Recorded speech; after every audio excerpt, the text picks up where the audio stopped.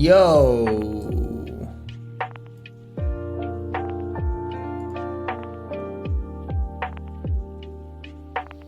What's happening? Morning to some of ye. How go on to the rest?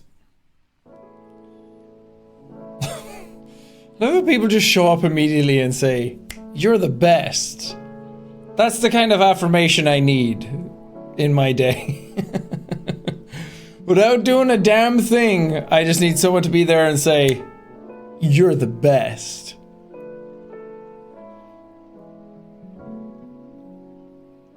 How's everyone doing? So many like first time chat things. It can't be that many people's first time chatting. Did my settings reset or something? I don't know. Oh guys, hype train is closed. Choo choo!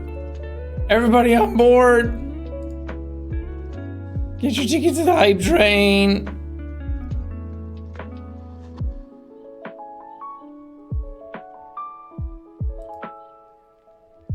Jack, you copied my tattoo. I got it same day, same place. No, I am the YouTuber. I have more followers than you, which means that it's mine. I have more people on the internet that I can gaslight into saying that I did it first, and you have nothing. So that means it's mine. Don't you know how this works? It's like that kid in class that says your joke louder than you did. So that means it's their joke. You're not allowed to have it anymore. And you can feel bad about it all you want. But whoever does something the biggest means that it's theirs. Look, I've had plenty of things that I've done in the past be overwritten by larger YouTubers. It's how it works. It happens to all of us. You lost your privileges on it. So sorry. Hands are so hairy? Yes, I have hairy hands. That's it. I'm a hairy guy. I have hairy hands, I have a hairy chest, I have a hairy arse. That's it. The mark of an Irishman. A wolf out in the meadow.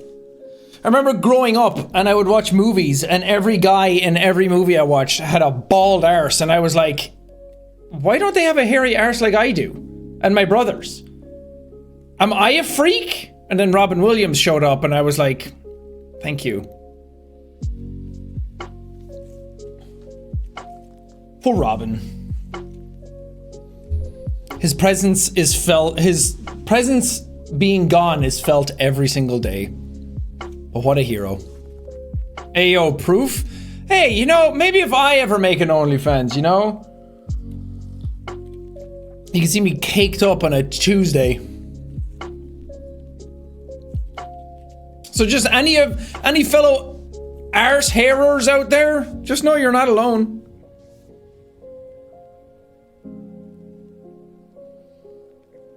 Your Ragnarok series is awesome. Thank you. I'm very proud of that one. It was very fun to make. You mean his absence? Yes. Sorry, look. A reason that I'm streaming is because I just got back from LA and I am tired as all hell, but I need to beat jet lag. And if I sit around like I was doing in that room right behind this wall, if I sit around watching TV or playing games or something, I will fall asleep and I need to power through until like 6 hours from now. So whatever gets me through it. And sitting here and being yelled at by people on the internet is a good way of doing it. Apparently Chandler has a surprisingly hairy ass, so representation. Yeah, but it never showed it, Robin. Never showed it. Doesn't count. Now, Father Ted also never showed it, but there's a man who apparently has a fluffy bottom. But I also just wanted to hang out. It's been a while. And I also had a lot of things to talk about since I came back from the trip because a lot of stuff happened. So I thought, let's just sit around and chat. No, not a 6 hour stream. Just 6 hours until I should go to bed. and then, or at least make it to like 10 p.m., you know? If I can make it that far, then it's like, okay, now if you sleep, you're kind of resetting your day.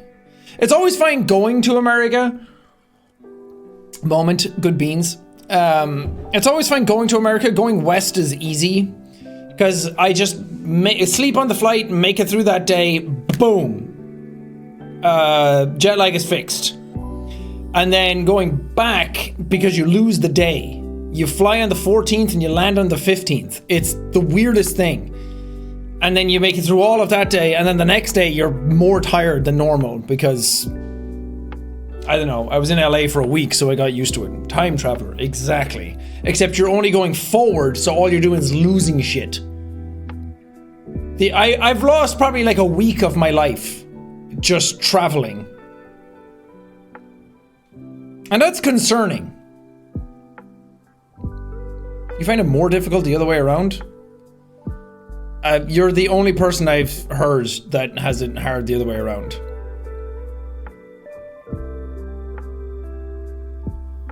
Remember years ago when I used to be, oh, speed is key, sleep is for the weak. No, sleep is for people who want to live longer. If you don't sleep, you will die at a younger age. And I'm not saying that to be Mr. Funny Irishman. I'm saying that as a legitimate fact. Also, I didn't even change my stream title before I went live. That's how you know I haven't done anything. I literally sat down and just hit the button. Hold on. Changing. It says, let's talk about Iris. We already did that. I'm just changing it to tired. So anybody who got the notification that says that I'm streaming Iris, go back. The VOD is still up. Go back. I mean, we could talk about Iris again. All I would do is say the same things. Oh! There is something to talk about, though, is that MatPat made a video on it. Which I knew was coming, because they did a stream where on GT Live where they were talking about Iris and talking about stuff that was going to upcome, and they said that they had a video in the works. And then it finally came out. It came out last week? This day last week, actually. It's been out for an entire week. It came out today's Friday. It came out on Saturday. I thought, yeah. Did it come out the same day as Thankmas? Again, I am incredibly tired. So I'm drinking coffee at this hour. But it was a good video. It's on their film theory page. Go watch it there.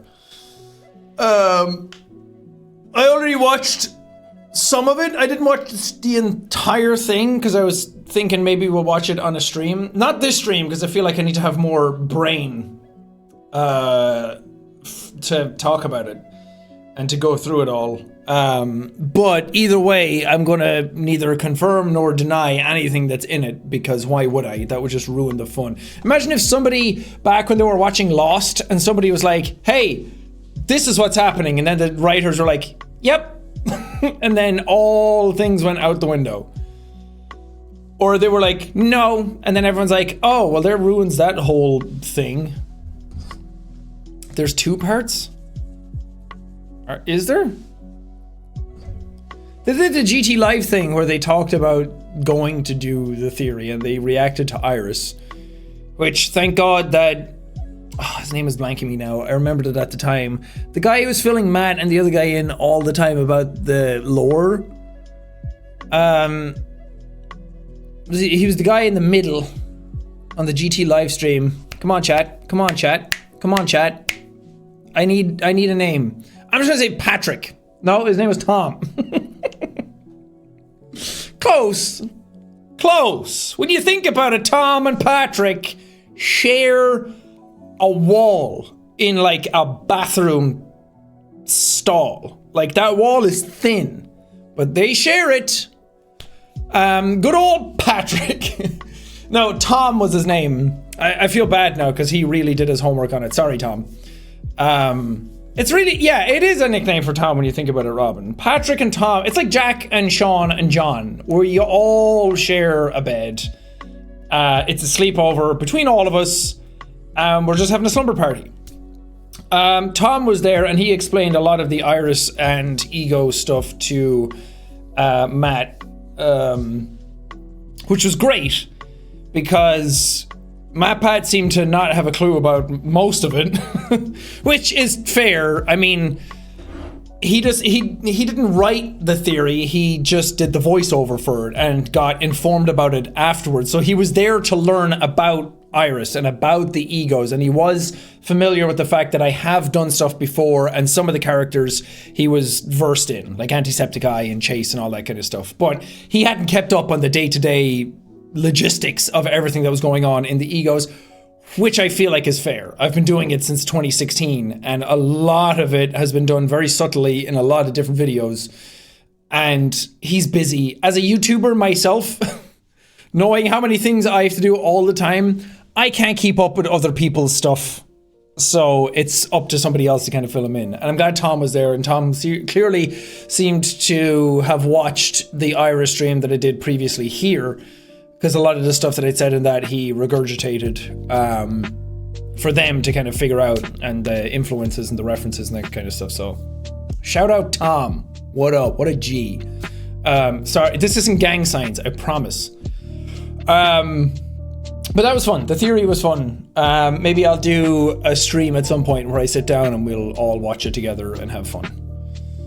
Love the long hair. Thank you. I grew it myself. Yeah, also happened, I'll talk about Thankmas in a minute because that's clearly the biggest thing that we did, but I announced yesterday, because it came out yesterday, that I'm in the new Sonic animated show on Netflix, which, again, I should be way more excited saying that, but I'm very tired. Look, it's a really, really cool thing, and it's also bizarre because I did the voice ages ago. I remember people on Luna's here, on Spadicey News, I mentioned that I was doing a voice thing that I couldn't announce yet, and I had already done it months before that. But that was the thing, I did it in a video. I mentioned that I had a voice thing that was coming out, but I also mentioned it on the Thankmas stream that I had a voice thing that was coming out that I couldn't talk about either, because Sonic is a big deal. To be allowed to be in a Sonic thing is huge. Because I did Irish the Hedgehog as a joke. I knew the guy that ran the Twitter back then, Aaron, and he was so wonderful and so nice, and I met him and Katie. Katie still works for Sonic, who we got to see at the Game Awards as well. That's also something we have to talk about. But they were so wonderful to me all the time and invited me to like the Sonic premiere in LA for the first movie. And they've always just been really, really nice to me. So they reached out and asked, did I want to be a character? Well, they asked if I wanted to be Irish the Hedgehog, because we joked about that at the Sonic premiere. And I was like, I'm going to make sure that that happens. And they were also like, okay, if you're enthusiastic about it, then I can definitely get people on board behind the scenes. And they agreed to do it. And that was really, really fun. Irish the Hedgehog is literally just me talking as I am. As I do in almost everything I voice act in, because everyone wants an Irish character, and sure, who better than the resident Irishman on the YouTubes? But it's all very fun. The Irish the Hedgehog one was fun, but it was kind of like I mean, I guess he is canon because the Sonic the Hedgehog Twitter and YouTube account did put it out there, so that makes him legitimized. But he's not in any of the shows or games or anything like that, so hopefully someday I can convince them to bring him back. But I got to play a character called Jack the Pirate, which is literally Captain Jack in the show. And he takes over from Knuckles the Dread. He's like part of his old crew, and things happen. And it's in episode 7 of the new Sonic Prime show on Netflix. So I can say now that your boy is on Netflix. I am credited in something that's on Netflix. That's fucking huge. I think that that's cool. I mean, I do have a documentary that has all about me, and that's up on like Apple TV and things like that, but I am credited in something that's on Netflix, and I think that that's pretty dope. So if you want to go watch it, Sonic Prime, episode 7. Not all the episodes are out yet, and I might have a bit more in it than the episodes that are out. So go watch it. It's very fun. I got to do that, a little bit of the backstory on how it happened and why it happened and who am I. But I got asked to be part of it, and I said yes, of course, obviously, because of Sonic and a Netflix show that, like, it's not something that, oh, we have this Sonic game and you have like one sound effect in the background in a merchant area or something. That's usually the kind of voice roles that I'm expecting to get because I'm not a voice actor and I don't really audition for things. I've never actually auditioned for anything, so I don't know why I say not really. Just, I never do. I should. But I always expected it to be like a tiny thing, and then they showed me the lines, and I was like, oh, this is more than I expected. The same with like Free Guy. I thought I was just going to be like, oh, a background thing, like there'd be a Jacksepticeye Sam on a TV in the back of an arcade or something like that. But when they asked me to do it, I was like, yes, of course, obviously I'm going to do that. That's the coolest thing ever. The amount of people I know who would die to be in a Sonic thing. So I did it, and I did it here at my desk. And I had like people on, and they had like some of the episode already done, so I had to like sync my voice to mouth flaps, as they're called. So the voice is like going in the episode, and they have temporary voices in there just so they can get the pace of the episode down, and then voice actors come back in, like how people dub anime all the time. They try and like match the voices and everything. And when I sat down to do it, some of the episodes had been done, or some of the, not episodes, but some of the scenes had been done.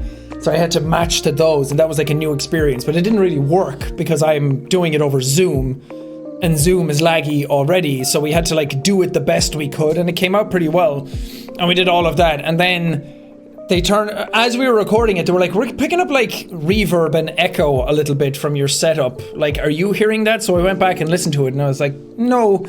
It might just be through the software that you guys are recording and listening through. So they went off with it. We did the whole session over a couple of hours. And then they came back like a month later and were like, yeah, we can't use any of your voice lines because there's way too much echo in it. So I thought that this was fine, but apparently for broadcast, you need much higher standards. So this setup is not broadcast standard, apparently. It sounds fine for YouTube and everything, and especially when there's other sound effects going on, but I get why they wouldn't want it like that. So I had to go back and go to a studio and redo every single line over a few hours, and that was an ordeal as well, because trying to coordinate like mouth flaps, more of the episodes had been, or more of the scenes had been done by then, so I had to go back and re-record everything and then match it up to the voices I had already done, and some of the direction had kind of changed because as the scenes kind of like progressed, I guess they wanted like different emotions out of it. So I think what we ended up with turned out pretty well. So I don't know, I'm very happy with it. It's a very cool thing to be part of.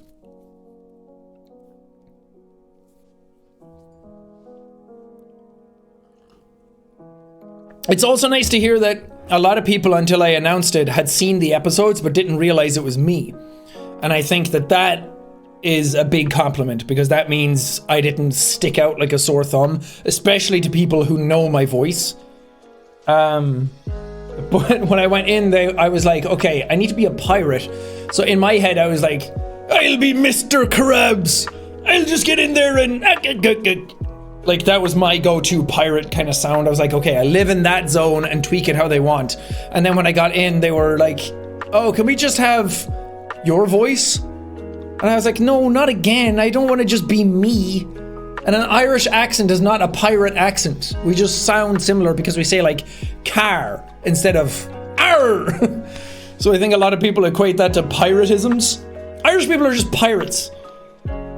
So I managed to like meet it halfway, and then it's like nothing beats sticking it to our old captain and these tasty sea dogs, that kind of voice. But it was very fun. There was a lot of learning to do in it because I'm not a trained voice actor and I'm not a trained actor at all, so I kind of just have to go with what I'm feeling. And then they had like a like casting director, voice director on the line, and the director of the episode on as well. So it's like, what do you want from this scene? So then the other guy who was like prompting me, he'd be like, yeah, so Sean, we want to get you like a bit of a like thanks for the sea dogs kind of thing. And I was like, whoa, your voice is like, the guy who was directing me had a perfect voice for it already. I was like, why aren't you in it? Were you nervous? Yeah, really, really, really nervous. Because it's one thing to be like left to your own devices to record lines here, which I normally do for most voices that I do. They're just like, here's the lines, and then I go off and do it in my own time. But this one, it's like, you have the director there. There was like 15 people on the call. And I'm like, oh God, this is for like a really big thing. So I was quite nervous for that. And you're also like not in the room with them. You're doing it with lag. You're doing it with different audio quality. So it's a little harder than if you're just in the studio. Because in the studio, it's like bang, bang, bang. You get it done really quickly. You get notes immediately. You can like read on the body language of the other person who's like in the other room, and you can see them as they're giving you direction. So it's a little trickier. But it did make me want to make like a vocal booth in my house. So I'm going to work on that for next year. I have like a tiny little studio room that we don't really do anything with. It's like my drum kit is set up in there now and some like spare stuff and our printer and that. It's like a tiny little box room. But there's nothing else in it.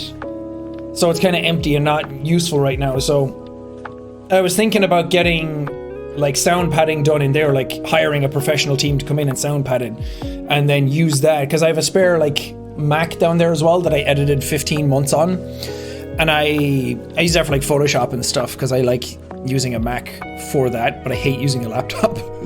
So I have like a little studio down there that has like a computer set up. And well, another reason is that I use like a Go XLR for my mic here, but I have like a really high-end mic, like the Neumann U87 or Newman, however you pronounce it, which is like a $3,500 mic, which is like studio standard, but it's going into something that has a shit preamp, and that's just laziness on my part. But I have like an Apollo Twin recording or a mixer that I would love to use, but I don't have a Thunderbolt connection in my computer. So it's like, it looks like USB-C, but Thunderbolt is way better. But my Mac has Thunderbolt in it, so I'm like, why don't I just set it up down there, in that room, and have like a, I'm gonna see if I can hire like a vocal booth company. You know those booths that people have that's like, you know, you can get like a little sauna in your room. It's just like a little box that you can get and it has a door and you open it up and it's literally just a mic stand, a thing for lines, and then like padding all around it. Like a completely dead chamber. So I want to get one of those and install it in my room downstairs. And then just have that for recording voice lines. And then I can audition for stuff more if I get asked to be in something. I can do that. Thunderbolt is Mac exclusive, I'm pretty sure. I think you can get Windows motherboards that have Thunderbolt in it now. But from my experience, they're a little finicky. With my Mac, it just works. But for PC, it never really worked for me properly. More things should be Thunderbolt. I mean, everything should be Thunderbolt. Everything should be USB-C or Thunderbolt. But I think the Apollo Twin is a Thunderbolt 3 or 4 or higher.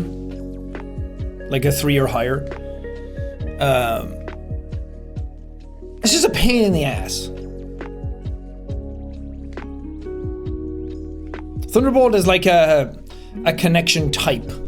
You know how you have like USB, which is like the regular fat, chunky one, the square one, and now USB-C is like the rounded edge one that most phones except the fucking iPhone have. Thunderbolt looks like USB-C, but it has extremely high transfer rates. Yeah, Ransol. Great minds. It's just called Lightning here. Lightning is like the Apple one. But Thunderbolt is really, really fast. So for audio interfaces, it's nice because you just get really, really fast, high quality, clean audio, but you also get you get like no noise, but you also get like latency free like feedback.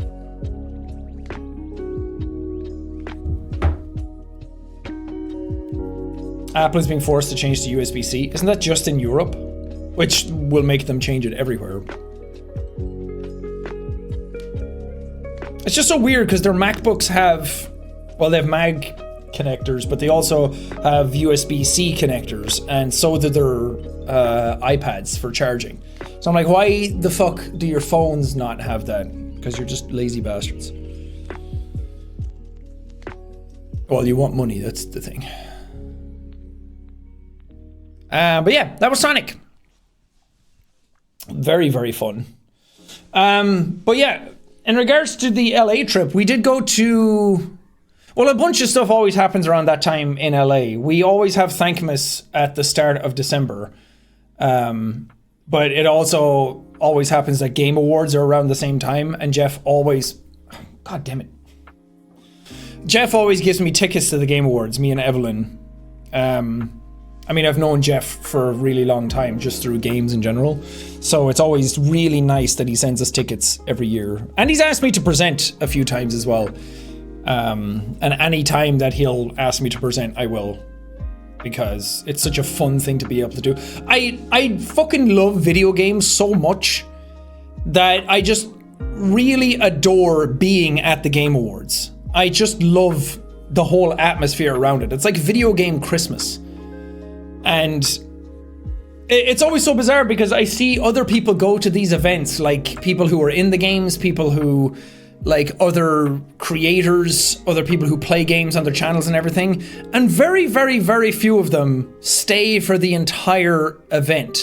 Or they like go home early, or like right before Game of the Year is announced, they like leave. And I'm like, this is like the thing. Like, why are you leaving? I feel like I'm the only one who plays games on YouTube that actually fucking adores video games and everything around them. I love being there and seeing all the developers, and like Eric Williams walked by, the guy who directed God of War or Ragnarok, and then I was like to Evelyn, be like, that's Eric Williams, he works at Sony Santa Monica, he directed Ragnarok. And she's like, oh, cool. And then I'm like, that's that person, they make that game. So it's not even that I know the games or the actors or the voice actors or anything. I like know a lot of the people who make them too. I don't know, video games are just so cool. So anytime Jeff asked me to be in it, or to be part of it or be in it, I'm like, yes, absolutely, I will go, thank you. But yeah, Game Awards were really fun. I think this year's Game Awards were the best they've ever been. There's a lot of games that were announced that maybe I won't even play or like don't really have that much interest in, but I think in regards to how long the show was versus how many like big announcements there were and how many things didn't get leaked, because normally a lot of stuff gets leaked, so by the time it's announced it's like, oh yeah, there it is. So this time it was just fantastic. And Elden Ring won Game of the Year, which it should. I joked to Evelyn. I was like, I love God of War Ragnarok, but if Elden Ring doesn't win and Ragnarok does, I'm doing a Kanye and I'm going up on stage and I'm going to be like, I'm going to let you finish, but Elden Ring had the greatest open world of all time. Except we wouldn't call it a Kanye anymore because it's kind of not cool to talk about him anymore. Has it ever been, really? But I mean, Ragnarok is a fantastic game as well, but I just keep thinking about the absolute shift in, hey, what up, Chris? Definitely been a while. I keep thinking about the absolute magnetic shift in gaming that happened when Elden Ring came out. Like, Ragnarok is phenomenal, and a lot of people talked about it, but then like 2 weeks go by, everyone's series are kind of done, people have kind of finished the game that bought it, and then a lot of the hype dies down around it. But Elden Ring came out, and for like 3 months, that's all people in gaming could talk about. And there's so many people who don't normally play games like that were playing it. So many people who took time, who didn't have the time to sit down and play it. And I just think that's remarkable. The amount of people that were... It was like when Breath of the Wild came out. The amount of people that were talking about that game was huge. And I was like, they have to win it, right? It was such a gargantuan movement in gaming when it came out, and it was so hyped up for so long. So I'm very glad that Elden Ring won it. And I got to see little Miyazaki go up. Well, he's not little, he actually looks really tall. Yeah, and then that fucking kid was on stage that talked about Orthodox Rabbi Bill Clinton. Which, for any of you watching the event, you guys heard what he said. But for all of us in the crowd, we had no idea what he said. He got up. Everyone in the audience thought he was a translator for FromSoft, which, okay, there's so many multitudes of like layers of things that went fucking wrong, which are all securities problems at the Game Awards. If people are getting up on stage, you should know they're translators. Like, I think you should know if this team wins, these people are getting up on stage. I know that that's a little weird to do. Not that it's like, oh, give away who's going to win, but just be like, okay, who on the narrative worked on this game for like God of War, for Elden Ring, blah, blah, blah, blah, blah. And then if they're going to win, you should know who's getting up on stage. Maybe like limit the amount of people. I don't know. That's weird because you shouldn't be able to take away people's stage time for the award that they're winning because it means a lot to them. But it's like with FromSoft's example, or like Kojima or whatever, you should know the translators that are getting up with them because of security reasons. You don't know what's going to happen. A lot of the people that are in that room didn't get free tickets to it or are in the games industry, so what's stopping anyone storming the stage like that kid did? And I feel like when he got up, FromSoft have their translator. He got up earlier in the night to talk about the game. So when he got up with them, I think everyone was like, oh, maybe they have a second translator because somebody else wants to talk, and that other guy is Miyazaki's translator. I don't know, it was really weird. And I remember I was sitting there looking at him being like, he's a little young looking, isn't he? And then everything was happening, and as soon as Miyazaki stopped talking and the kid went up to the mic, I was like, oh.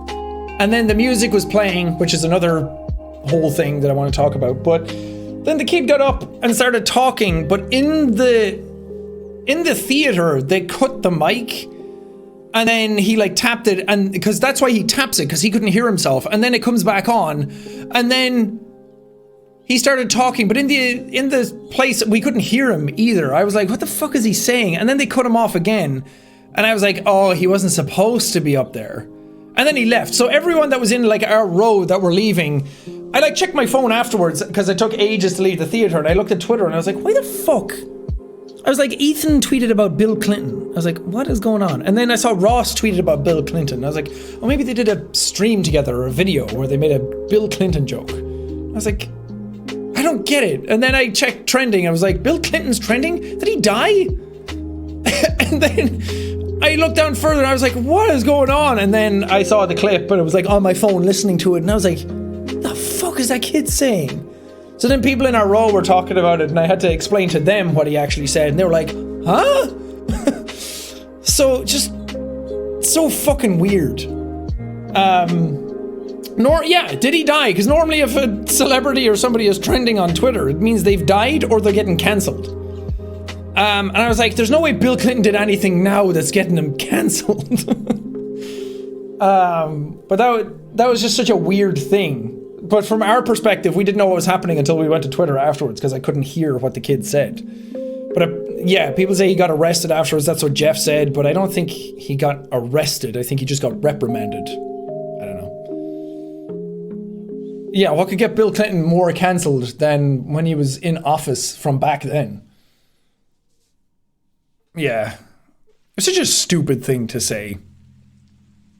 And I've heard a lot of people say it was anti-Semitic because there's like a conspiracy, like an anti-Semitic conspiracy about like all the world leaders are Jewish and they're like controlling the world, and that was kind of the joke he was going for.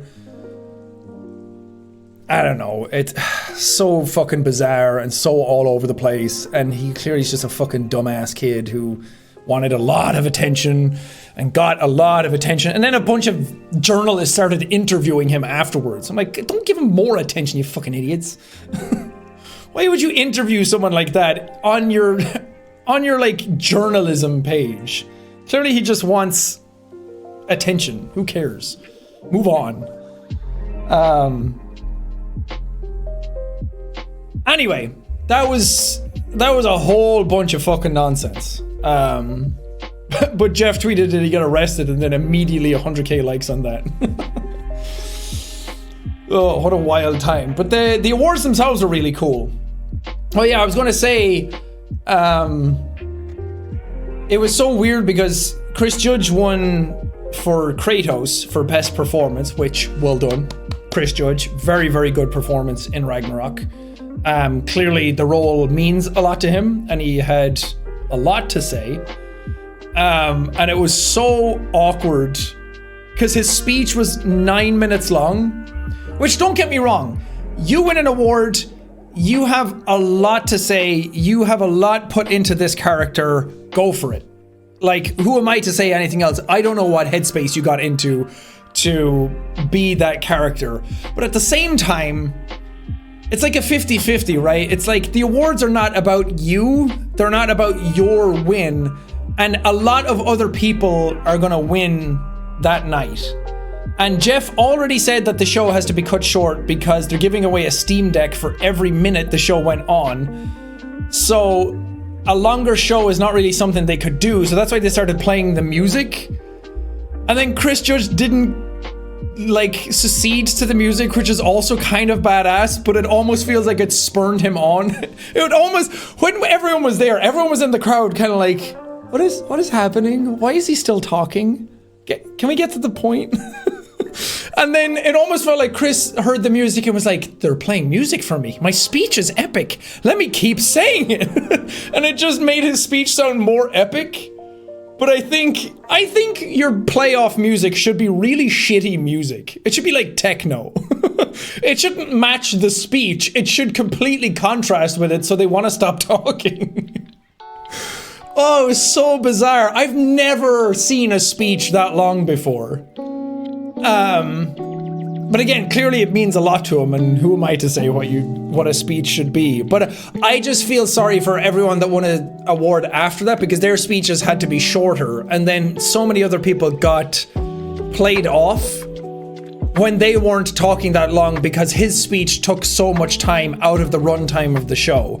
And I think that's what you kind of got to be cognizant of for a win like that. Like, by all means, say your truth, King. Say whatever you want.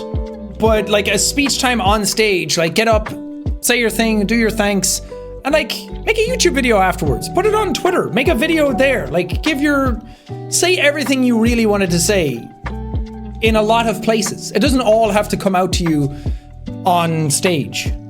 I don't know. On one hand, I'm like, I shouldn't say that because he wanted a very important award to him and it meant a lot to him, so he had a lot to say. Good for him. But on the other hand, I'm like, there was a lot of other people that needed to win awards that night and they were played off when they weren't taking that long, and I don't know. I've never gotten up on stage and won an award. Not like that, at least.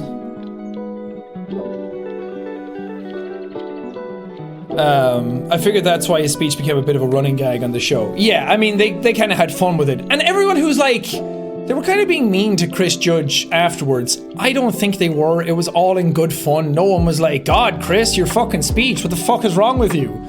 And I could see Chris Judge from where I was sitting. He was like 5 rows down on the right, and he laughed at every single one of them. He was having a great time, and every time someone made a joke about the length of his speech, he had fun with it. He didn't sit down and like feel all bad and then was like, oh God, what have I done? And like, he didn't like leave out of shame, and like he was having fun. It's just memes and it's all fun. And he was making jokes about it on Twitter afterwards. People were taking it more seriously than he himself took it. And I feel like if he's not taking it that seriously, the show's not taking it that seriously, then no one else should. But yeah, he was sitting right next to... He was like front left of where Ludwig and Cutie were sitting, which I thought was cool. Which congrats to Ludwig for his win. I was also at his chess boxing tournament, which I'll talk about in a bit as well. But yeah, it was so cool to like see so many people there. But yeah, what were the announcements? Like biggest announcements from all Game Awards announcements, because I forget what happened. Because I want to remember what the biggest one was for me. Oh yeah, Death Stranding 2 got announced. That's pretty cool. I figured it was going to be because Kojima had kept hinting at it online. He kept tweeting out stuff like the who, what, where, when, how of it all. And it was clearly Death Stranding too, because some of the pictures he was tweeting, like he had these like silhouetted face pictures, and it was just like, who am I? I don't know. Who is it? And one of them looked like Leah Seydoux, who plays Fragile. Sorry, Fragile. I'm fragile. I'm fragile, but I'm not fragile, or the other way around. Everything's true except for the lies. You know that award-winning writing? I actually don't know if it won any awards. But it was pretty obvious he was going to announce that. And that was pretty hype. The trailer, I mean, the thing is, when you're at an event like this and the trailers come on, it's way more exciting than when you're watching it at home. And I think that that's always the case for like movie premieres as well. You always see people go to a movie premiere, they come back, and then on Twitter, they're like, just saw blah, blah, blah. Like they're allowed to say that they saw it and an initial impression of it before the reviews drop because there's embargoes on stuff. And then they're always glowing praise. Because when you go to the premiere and the cast are there and they introduce it and everyone's cheering when the movie's on, it kind of hypes you up a little bit. And that's the same for the trailers at the Game Awards. It makes you way more excited for what was going on. So Death Stranding 2 came out and the whole place erupted. And it was cool. I'm excited to see where the game goes. Has like a... I don't really know what's going on in it because Leah Seydoux's character has like... Maybe we should just watch the trailer.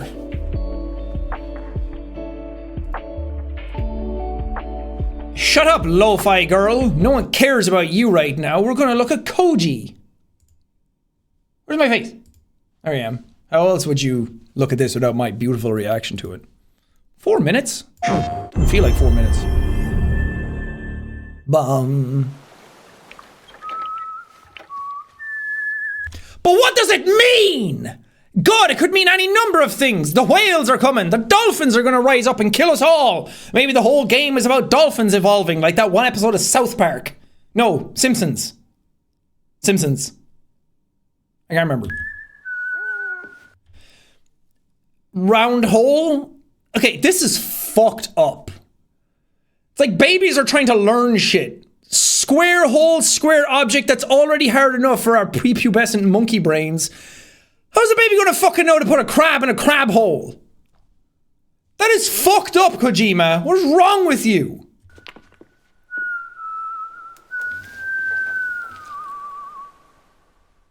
Oh yeah, and Troy is singing in the trailer. This is cool. I love this. Powered by Decima, same engine that does Horizon Forbidden Dawn, Zero West. This is cool. This is the coolest part of the trailer.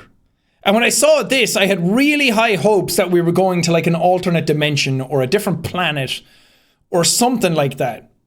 It's so fucking cool. I don't know where this is or what it's supposed to be. It looks like Mars. Maybe they're bringing Elon Musk's dead body across the Mars landscape. But they're like basalt columns. Hey, baby Lou! I also heard that they're using like MetaHuman for this, the Unreal Engine thing. Is it Unreal Engine that does MetaHuman? So it's like an AI generated baby face, which that's a fucking weird sentence. AI generated baby face. Come on down and get your own AI generated baby face for our AI generated web store. You want a baby, but you don't want to take care of one and send it off to college, then just get an AI generated baby face. It looks like a baby, acts like a baby, but isn't. You can turn off the baby whenever you want. I'm glad they kind of went with this approach because babies in video games are horrifying. They just take like a human character and then shrink them down. And it never looks good. This looks fantastic. That's a fucking baby. That looks like a baby. It's fucking, you see his little jowls shake like a baby? Leah Seydoux somehow doesn't wrinkle anymore. Remember in Death Stranding, she goes out into the rain and she loses her physical beauty. And then she gets all wrinkled, she turns into an old lady. She's not old anymore. Unless this is a dream or a flashback. Can't be a flashback because the baby is Lou. This is the BB from the original game. Protect you. Sick haircut. I feel like everyone that's going to be... Sorry, I'm pausing constantly. A 4-minute trailer, I'm pausing at 45 seconds 10 times. I feel like everyone in the apocalypse should have short hair. You think I'm going to go around in the apocalypse with hair like this? The amount of shit that it'll get caught in. I can't wash it. It's so annoying. I would hope in the apocalypse I don't care about hair.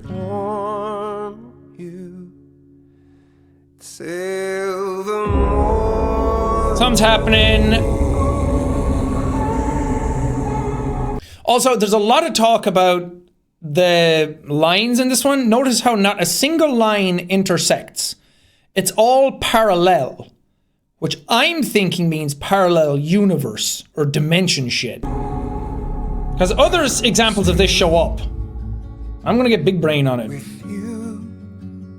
Because Kojima doesn't do anything by halves. Everything has a purpose. Also, fucking terrific camera work. Oh god, guys. Kojima was at the after party for the Game Awards, and I've met him before at the exact same place, at the exact same after party. I met him and Norman Reedus when the game was there. I took a picture with him. It's up on my Instagram. But he was there at the after party, and Jeff kept being like, did you talk to Kojima again? Go up, say hi to him again. But I was like, no, everybody keeps going up to him and talking to him, and it's loud, and you can't have a normal conversation, and we have to like get the translator in to translate for us and everything. It's just awkward, and I don't know what I would say, and I don't want to be annoying. So I had like a few drinks. I wasn't drunk, not even close to it. I was like slightly, mildly buzzed. So I DM'd Kojima. I basically drunk texted him. And I was like, wait, I can't see chat anymore. I want to see people cringe at me.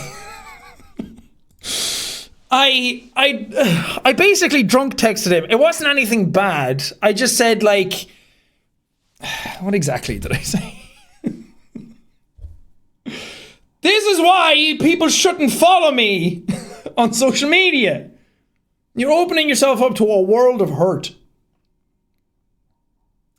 I said, really looking forward to Death Stranding 2. Great reveal trailer. You're an incredible cinematographer. That's it. That's all I said. Nothing else. That was it. Perfect. Just a mild amount of cringe. A lot of fanboying, but in like a very succinct format. Like you can't really like misread the situation all that much. But he didn't write back. He didn't DM me back. And I don't know what that's about. Kind of fucked up. I would love to get a message like that. You realize how important a message like that would be to me if some other YouTuber or a director or anybody at all sent me a message that was like, hey, excited for Iris 2. You're a great actor or something like that. I'd be throbbing at the thought. It's a good text. You guys are weird. Shut up. He probably saw the does he still follow me? I have to know. Okay, he still follows me. That's good. We're in the clear for that. I like that. I don't know if he still follows me on his Japanese account. Let's see. He does. We're good. We're good. Okay, don't overthink it. Don't overthink it. Don't parasocial yourself. Don't overthink it. We're still best friends. He follows me on both accounts. We're fine. We're fine. We're fine. We're fine. I'm not even worried about it. I'm not even worried about it. Anyway, this shot here was a good example of good cinematography. I do genuinely think, despite what you might think about his writing, his game design, what Death Stranding was, whatever, you can't deny he's a good director. He's a good cinematographer. This is a cool camera angle. It sells the emotion of the scene. It's a transitional effect that could have been done way worse, but he had fun with it. I like that quite a bit. Baby. Don't worry. It's okay. Here we have parallel lines again in the handles of the bike. You see? It all makes sense. I'll always be with you. sick design for a bike. It's not a bike, it's actually a Unite. Great cinematography. Fantastic.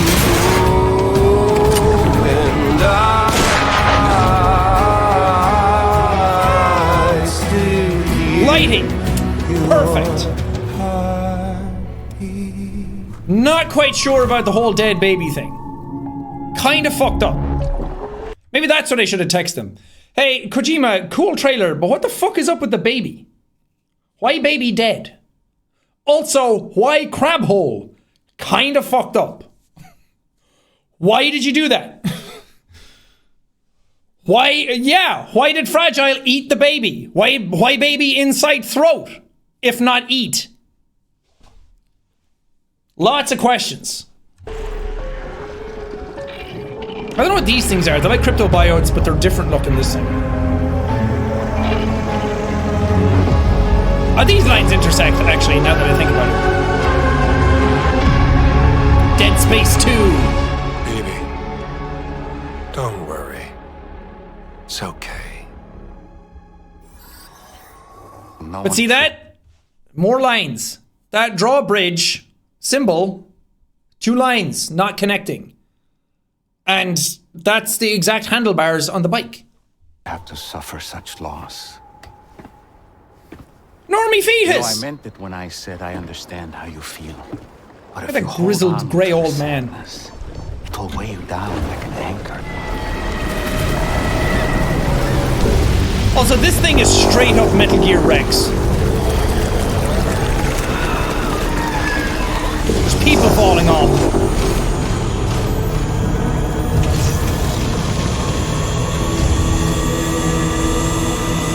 That's cool looking, but it's literally Metal Gear Rex's head. My crew, Sam.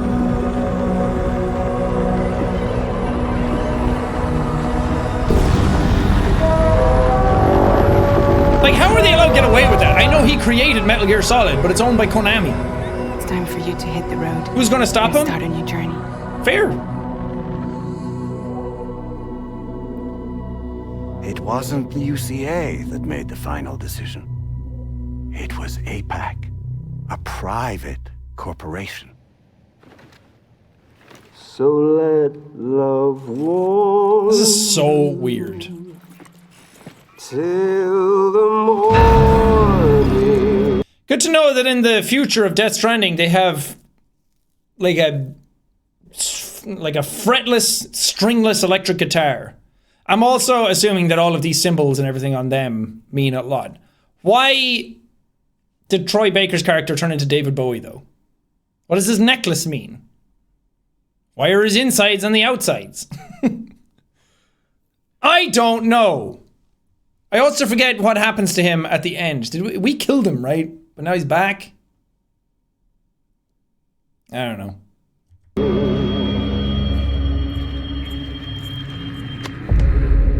Maybe his face is all fucked up. Should we have connected? Well, Why baby octopus? Why baby turn into squid baby? Squid Game? I don't know. It's fucking weird.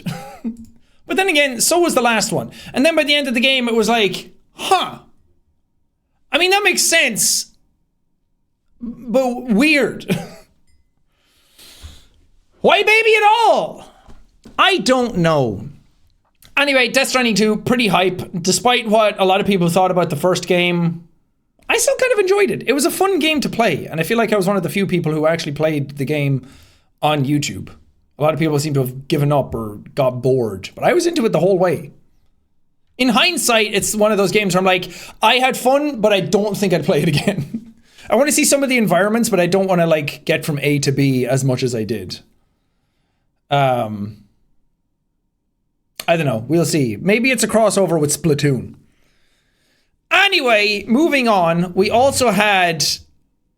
This is probably my favorite reveal of the night, which is Hades 2. Boom, boom, boom, boom. This showed up everyone fucking lost their minds. The whole place went wild.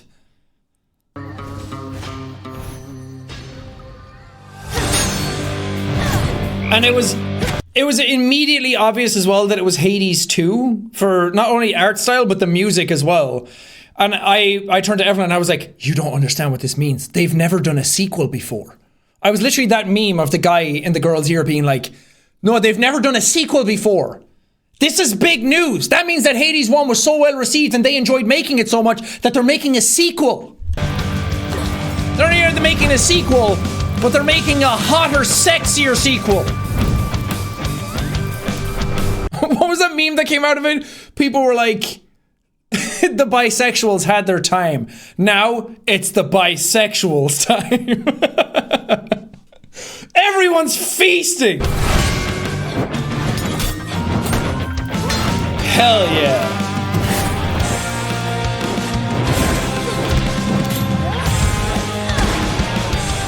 Music's so awesome.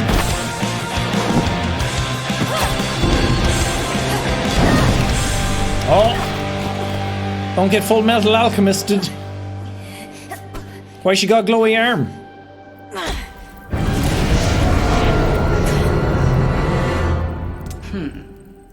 Why claws? Maybe cat person? Good. Why glowy leg? Not good enough. Double eyes? Can but learn. And the greatest teacher is out there. Now go. Death. Also, that dual weapon is cool. Like a dagger and a... What do you call it? Like a sickle, I guess? To Kronos. Death to Kronos! Taking on the Titans, baby! That's cool! I like that. Such a cool idea for a sequel. You'd think that they'd run out of stuff with all the stuff they did in the first game, but nuh-uh, we got Titans, baby. Titans versus gods? Death to Kronos. Death to Kronos. This is an opportunity. Oh yeah, look how cool that design is. Moros, Doom Incarnate. Thank God you wrote his description because I had no idea. I'm glad everyone comes with like a Twitter bio. God, that's a cool design. Fuck! For you, to make a better future for us all. Least I can do is light you. Oh God, Apollo, you're so hot! Oh, look at that beautiful hair! Way down. About ready to get. Oh God, dummy mommy! Fuck! So hot! Look at that sword! Look at those biceps! Ooh, we love a strong woman. Fuck! Your wings aren't even attached to you. God, you're cool. Look at that jawline. Fuck! Give in? No. I was born for this. Even the moon is sexy! What's that? I fuck it! Okay, if I call you Dora Rick. the Explorer's in this game! Donde está Hades? I don't fucking know! Like that? What is that thing? That's cool! Vengeance for your family awaits you. I don't know who that is! He is no mere titan. That's Hades! He's fucked up now! Why is he all like shirtless and small? He could be big, I don't know. See, his beard doesn't connect either. Parallel universes. It all means something. He is time itself, and time cannot be stopped. Wait for me, Father. I'll be this. So they say, wait for me, father. Does that mean...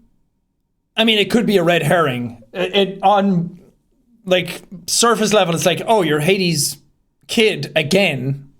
Like Zagreus. Zangief. So you're Hades' kid again? I don't know who that makes that character. Although I'd never heard of Zagreus before. Is Zagreus an actual, like, mythological creature, or was it made up for the game? Hades had 3 kids? Melanoi is the daughter of Hades and Persephone. Ah. All right, I'm into it. Can't wait for Zaddy to come back. Oh, that's cool. I don't know what her deal is. The fact that she has heterochromia and what her eyes mean and all that good stuff. She clearly has like a powerful arm. Very cool. Best reveal of the night. I was very, very excited by this. I think that's probably my favorite one. I mean, oh my god, there's a whole bunch of them. We're only going to watch the ones that are like prevalent to me.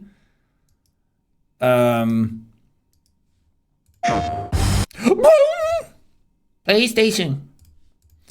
Also at Final Fantasy 16. I don't really care about this game. I want Final Fantasy to go back to like the medieval stuff instead of this whole like... I guess a lot of this stuff is medieval, but I just want Final Fantasy 9 again, you know? I just want that. I don't want... Safety. I'm not going without you. I'm not going without you. I'm like a little baby Charlie Lunnet. Extra, extra. Read all about it. Final Fantasy has 16 games. I'm going to hold the enemy here while you make your escape. If I do play the game, I'm going to be playing it in Japanese because I don't want little British boy walking around and being like, why are we in Final Fantasy? God, it's fucked up.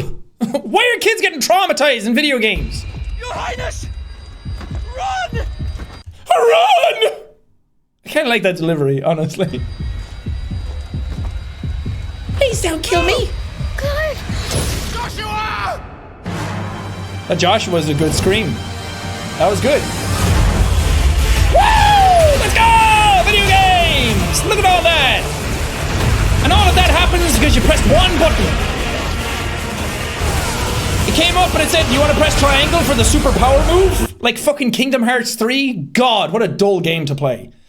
Kingdom Hearts 1, awesome. Kingdom Hearts 2, awesome. Kingdom Hearts 3 can suck my ass. I hated that game. Obviously, I'm being hyperbolic because I like doing that and it's funny for the joke. But I hated how much I was playing that game and then I was like, do you want to press this button where you fucking ride a train for 10 minutes and then explode the entire universe? Oh, God. I just felt so uninvolved in that game. Anyway. Revenge is a weapon. Is that Odin? Hell yeah. Shiva? I do like how big the summons are. I sometimes wonder if I am controlling it, or if it's controlling me. I sometimes wonder if I should get Wendy's or Five Guys, but sooner or later, McDonald's takes over. That's a cool ass design. Is the story in this one that people are the summons and they just turn into him? Because he's Ifrit. I like that. That's a cool concept. Crush him! Oh no, me synapses!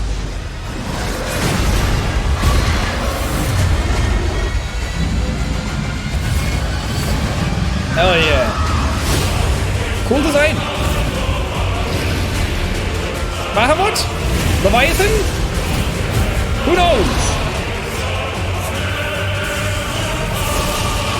Who's this leather daddy? Dude's got wings! No matter how bitter the truth that Or is he awaits Ifrit? No, he's side by side. I will press on. There's two of them!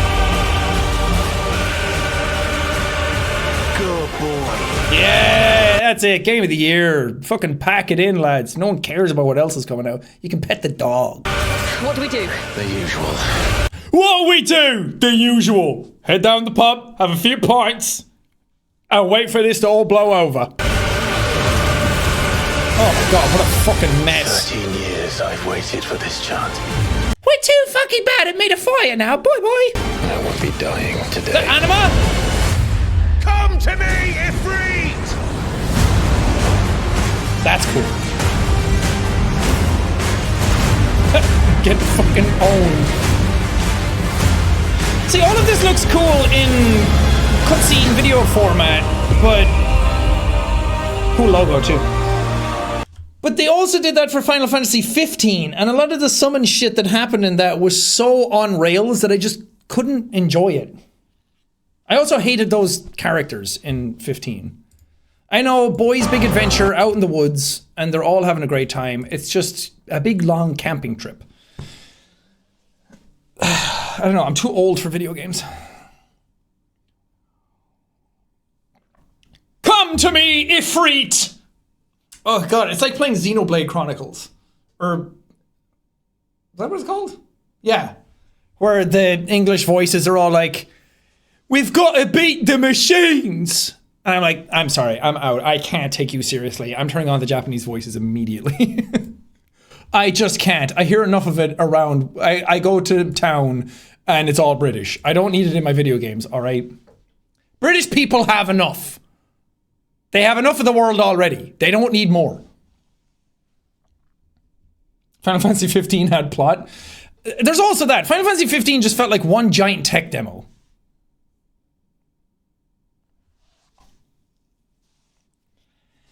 Don't worry, I'm not really dead.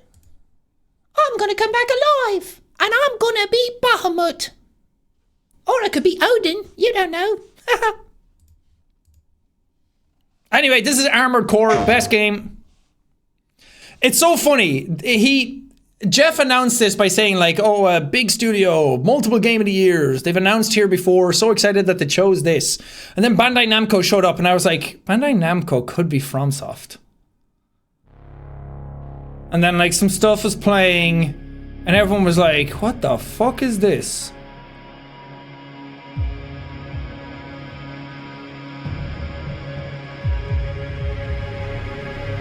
And I think by here, yeah, it was here I turned to Evelyn and said, Armored Core, FromSoft are making a new one. And because I had heard rumors about it and like some stuff leaked last year about it, or maybe earlier this year, that they were making a new Armored Core. And then this part came on and I was like, I'm so fucking talented. This is a dope trailer.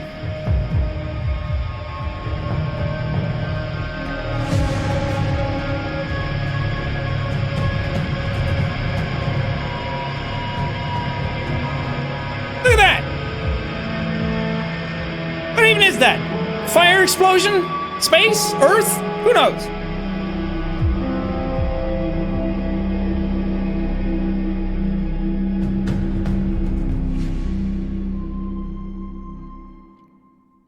Feed the fire. Fuck yeah. God, that looks cool. This is very Dark Souls as well.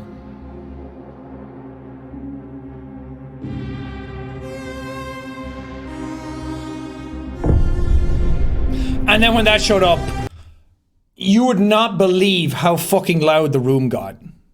It was insane. I haven't played many Armored Core games. I'm not really into mech games in general. I'll definitely play this, but I don't think I'll enjoy it. I think for the people who are into Armored Core and are into mecha games in general, this is a huge win, because this is a very niche kind of thing to put out there, especially after you just had Elden Ring come out, which is your best-selling game ever. And people are so excited about it. So I just think it's cool that they're still doing Armored Core.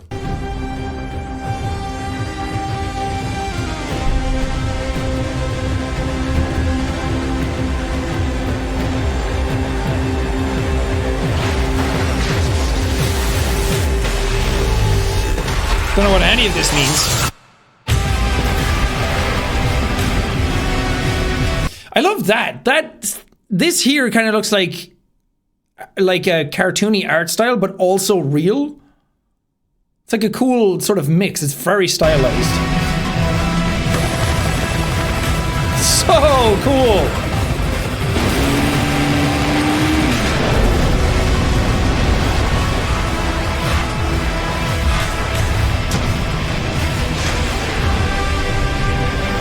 Curious what the gameplay is going to be like.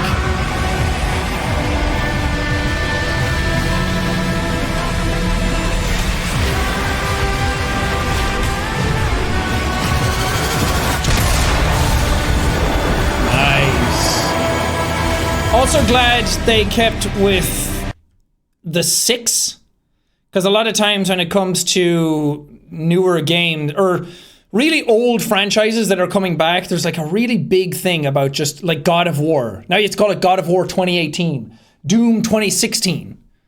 They could have just gone Armored Core Fires of Rubicon and that would have been fine. But I'm glad they stuck with the 6. That shows confidence. Anyway, not a whole lot to say about that one. I think that would be my biggest announcement of the event if I was more into mecha games. But it's still cool. They said that Miyazaki started directing it and then handed it over to the guy who directed Sekiro.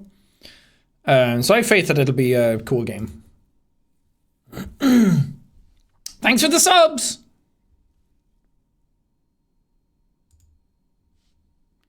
Then we have Judas, Jesus' best friend. So this, yeah, so Ken Levine made BioShock. He's been missing. He's not been missing, he's been making this game for a very, very long time. Everyone's very excited about it. For people who don't know much about this game, he's had interviews before where he described it as narrative Lego, which I don't fucking know what that means. That just sounds buzzwordy. But apparently it's a very, very, very heavily choice-based game. And the choices kind of like stack on top of each other and fit together to make your Lego, basically. And I've heard other people talk about this before.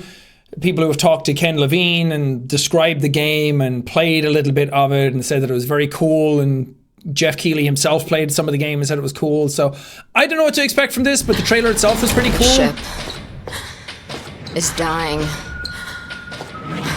I mean, if it looks like this when it comes out,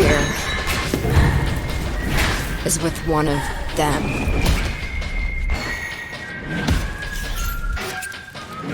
It's pretty damn good. Really artistic.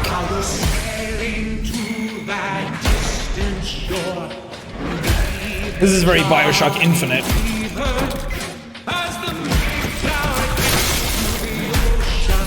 This is cool.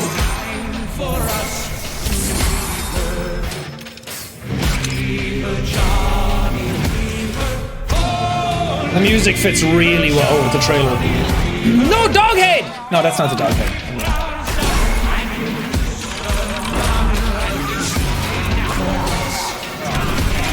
I don't know what the fuck is going on. People say I have this coming. And you know what? They're right. Hell yeah, they're right. Yeah, burn it all down, huh?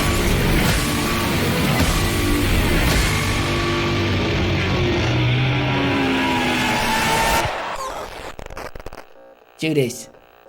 Yeah, and people are saying like this symbolizes the narrative structure. Like you go here, you branch off one path, you branch off another. Like these nodes are symbolizing like the choice-based structure of the game. It could be cool. I'm a little sad that it is as much like BioShock as it is. Because when I'd heard about the game years ago, I didn't think he was making like another BioShock-y type of game. So gameplay-wise, it looks like it's pretty similar. Like the whole thing in your hand and zapping stuff and like powers and gun in your hand. I know he goes back to System Shock with that, and he invented those types of designs so he can do whatever he wants with them. But I thought it was going to be something different. So it just looks like BioShock without BioShock.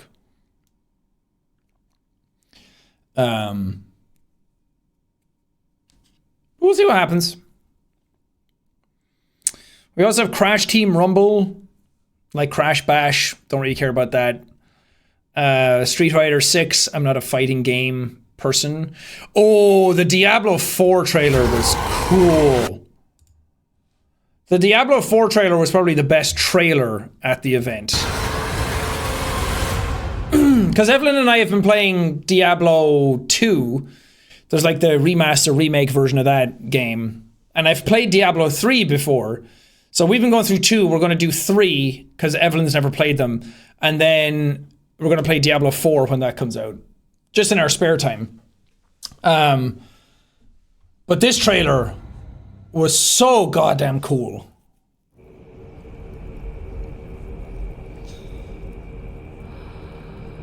So atmospheric.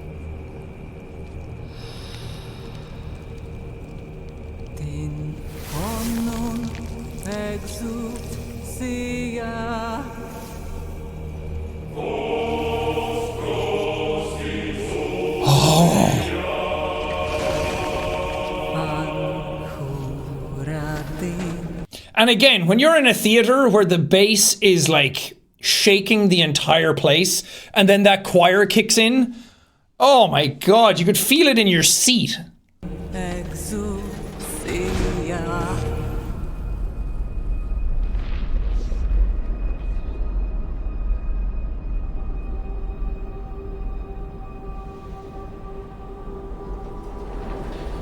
This is very Lord of the Rings, like Helm's Deep.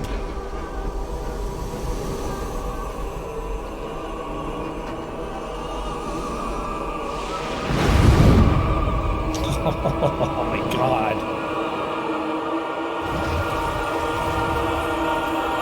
So I thought that was, is it Tyrael?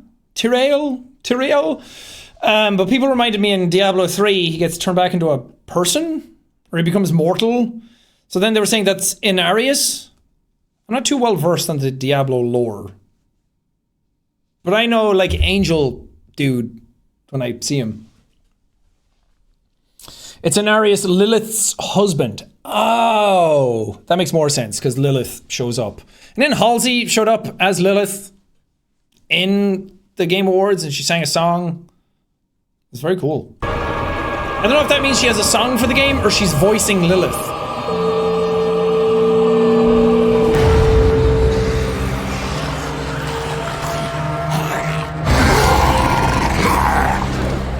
Just the pace and the camera work and the sound design, it's all so perfect. Holy name.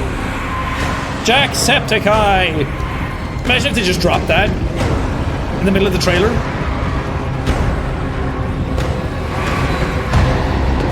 Blessed be the light.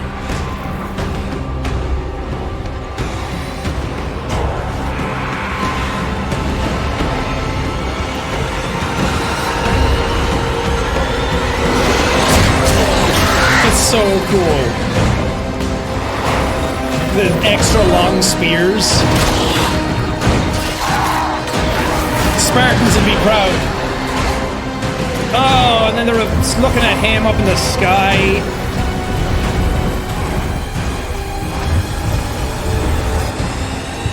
There she is!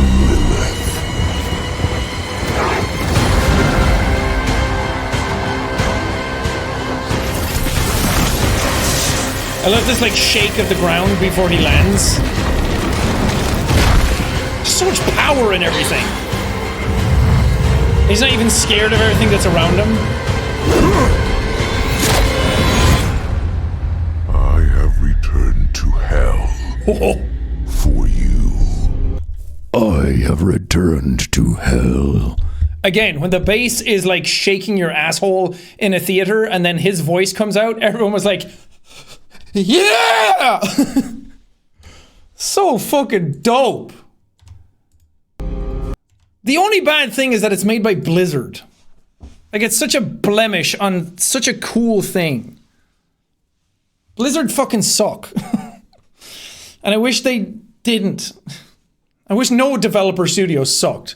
I wish they treated their employees better. But then it's like a lot of employees who worked on the game are not shit and they spent a great deal of time making this game. So it's like you want to help out the people who put their blood, sweat and tears into it, but you don't want to give Blizzard money. What do you do? Yeah, it'd be cool if Microsoft are in the process of trying to buy Blizzard, but it's being stopped a lot by like the FTC and Sony are being like, no, it's not fair that you're allowed to do that. Meanwhile, Sony make 1 million exclusives a year and have like timed exclusive on so many games. And then they're like, it's fine when we do it, but we don't like it when Microsoft are going to do it. Because exclusivity is a big reason why our game sells so well. And then Blizzard are like, well, we don't really have that many exclusive games, so we'll just buy a whole studio and publisher and just make those exclusive. And then Sony are like, no, not like that now. They're just mad because they're getting Call of Duty. And then Sony are like, well, Call of Duty sells a shit ton of consoles for us. Please don't take it. It's all bullshit. They're all big corporations and it doesn't fucking matter. They don't give a shit about the people who are buying their products. But it would be nice if Microsoft did get to buy Blizzard for, what was it, 64 billion or something? Good lord. And then just fucking weeded out all the shitheads. Just get rid of them. But what do I know? I'm just a regular person who thinks about the people who make and play games. I don't have billions of dollars. I just have millions. So 68 billion. See, 64 to 68 billion doesn't sound like that much, but there's $4 billion of a difference in that. And that's absolutely gargantuan. Whatever. It's like the Hogwarts game coming out. It's like, oh man, it looks like the best Harry Potter game ever. But then, J.K. Rowling. Why? Fucking sucks, man. How hard is it to make a whole universe full of diverse wizards and then just be a good person? I thought it was easy. I thought it was easy to not be a shithead. How hard is it to be like, you deserve a happy life, other person who I don't know anything about and don't need to? Oh, whatever, man. We also had Suicide Squad kills the Justice League. I'm not a really big Suicide Squad person, so I'll reserve judgment on that until it's out. Bayonetta Origins, I'm also not a Bayonetta person. I know everyone was hyped to see new Bayonetta stuff, and then they saw what the game was, and then they were like, I'll still play it and it's cool, but I was expecting another Bayonetta. The Hellboy game looked cool. Star Wars Jedi Survivor. That looked cool. We'll watch that trailer.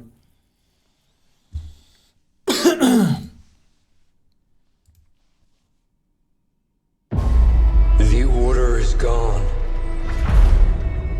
I was betrayed by the one I trusted most. This was really weird as well, because on stage they just had a tank with like a prosthetic person in it. And then they had like the whole wall was covered in like these tanks. And I was like, I'm pretty good at calling what games are what right at the beginning of a trailer, like the Armored Core one. And then they showed up and I was like, when they showed it on stage for like 30 seconds, I was like, I don't know what we're about to watch. And then they showed up and I was like, oh, I didn't get that. Imprisoned again.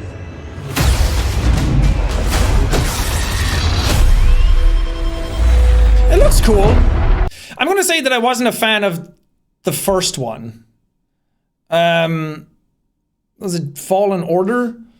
I really wanted to like it, but I'm such a like FromSoft purist. I've played those games to absolute death. I know the timings of everything got to do with the animation systems in those games.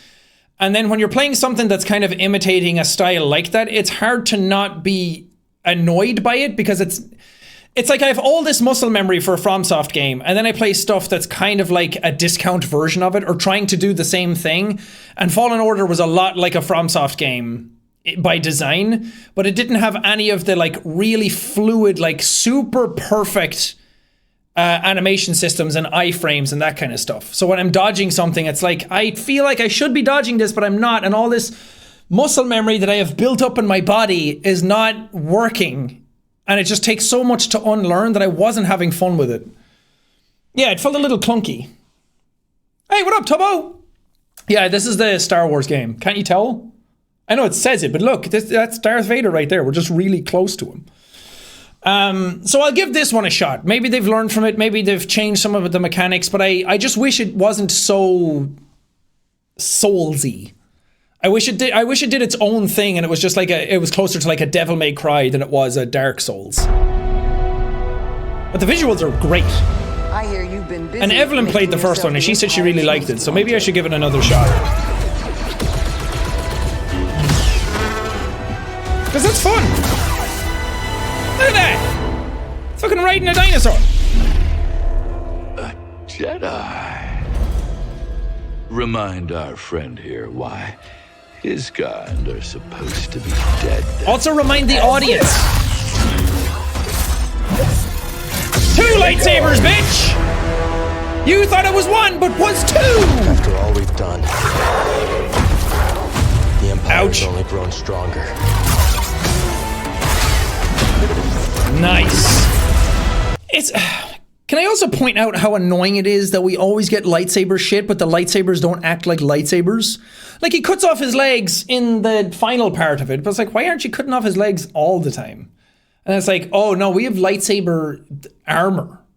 You can't get through it because it's protected against lightsabers. It's just kind of annoying. I want a fucking Star Wars game that's like 18 rated. I know it's not because all the kids love Star Wars and we need to pander to them, and I get it. But I want to see arms and legs get fucking chopped off. It's so cool.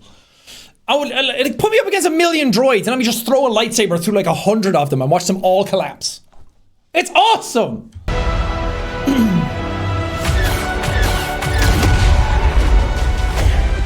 Dude, he's got a beard now. Thanks, bud.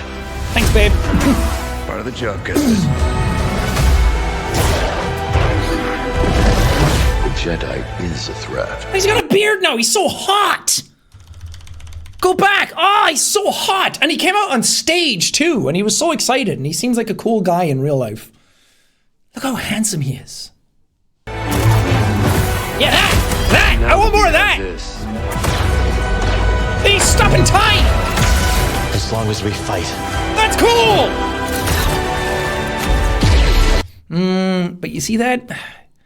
Also, if he can stop time, or like go really fast, doesn't that make him like one of the more powerful Force users ever? Is this shit canon? Because I remember when like Kylo Ren stopped a blaster bolt mid-air and everyone was like, holy fuck, that's really, really powerful. And then Starkiller in the Force Unleashed games brought down a Star Destroyer, like collapsed the whole thing, and everyone was like, wait, is he canon? Old Republic era powers. That makes sense. They were more in tune with the Force back then. But still, that's really fucking powerful. As long as we fight. This kind of stuff, all of this stuff, I want it to be physics driven. I want it to be physics, dynamic, super fluid. This is so nitpicky and so annoying, and it really means nothing to anybody who enjoys these games, and it's just me being a fucking annoying bastard. But there's so many animations going on that he's like locked into. Like when he like throws the thing and freezes midair and then starts swinging, I want that to be all one fluid animation. I know, it's so nitpicky, I'm sorry. People work very hard in these video games and they're very, very, very hard to make, and animation systems are very tricky, especially when you're interacting with a lot of things like that. But just visually, that like slowness makes me not feel like, whoa, the movement, the fluidity, the speed.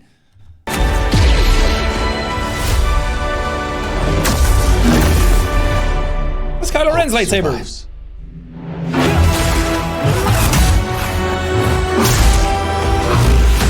That's cool though. That one where he has like the double lightsaber and he threw that around and like chopped like 10 droids in half. Like that's the shit I want to do.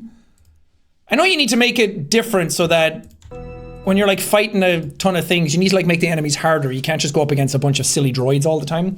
But I just want cool shit. It's kind of what the Force Unleashed games did. It was just, you were so strong, but it was more about the quantity of enemies rather than like, oh, you're fighting like 2 hard dudes. I know it's a different fighting system. But hopefully it's good. People enjoyed the first one, and that's, my opinion doesn't matter. So hopefully people enjoy the next one. They had Crime Boss, which is a really weird game that they showed off. There's a ton of celebrities in it. Yeah, the Hellboy game looked cool. Earthblade looked okay. Banishers, which is by the people who made Life is Strange, which it could be cool, but when he said, so, there's something in the trailer, he's like, we banish people. I turned to Evelyn and I was like, we're banishers, as a joke, and then the game was called Banishers.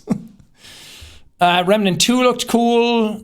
Tekken 8 looked okay. I'm not really a big Tekken guy. Idris Elba was announced. Horizon Forbidden West, PS5 DLC was announced. Ooh, Space Marine 2. Ooh, yeah. For the Emperor. We are the defenders of mankind. Look at that Ultramarine. Against the horrors that dwell in the darkness. Oh, man. I know a lot of you probably don't care about Warhammer or the 40k universe at all. And that's fair. It's a big thing to get into and it's not for everybody. But I've been really getting into it. I started reading the Uriel Ventress Chronicles, the Ultramarines novel. And it's so good. It's starting to devolve a little too much into politics for my liking. But that's kind of the 40k universe. But if you've ever watched Astartes, the short film, is his name Syama Pedersen? I don't know if I pronounced his name right or if that's even his name, but you know what I mean. Oh, it's so good. But oh, Dark Tide just came out. That's been fun. Now we're getting Space Marine 2. Look at that. We draw breath. We stand. The Emperor provides. While we stand. We fight. Kill that Xeno scum. That's so awesome. He's got his jump pack on. He's so cool. We are the angels of death. We are the blade drawn against the endless night. Fuck yeah. Nothing will survive our wrath. Yeah. Rabute Gilliman would be proud. Is that how you pronounce his name? Fuck yeah, it looks so cool. And Henry Cavill's going to be in a TV show or a movie about it. I don't know what part, but they're making a Warhammer 40k something live action. And he's said that he's going to be in it. The Emperor protects. Yes, brothers. Let's get rid of this vile scum. Anyway, I'm going to play Space Marine 2 and it's going to be awesome.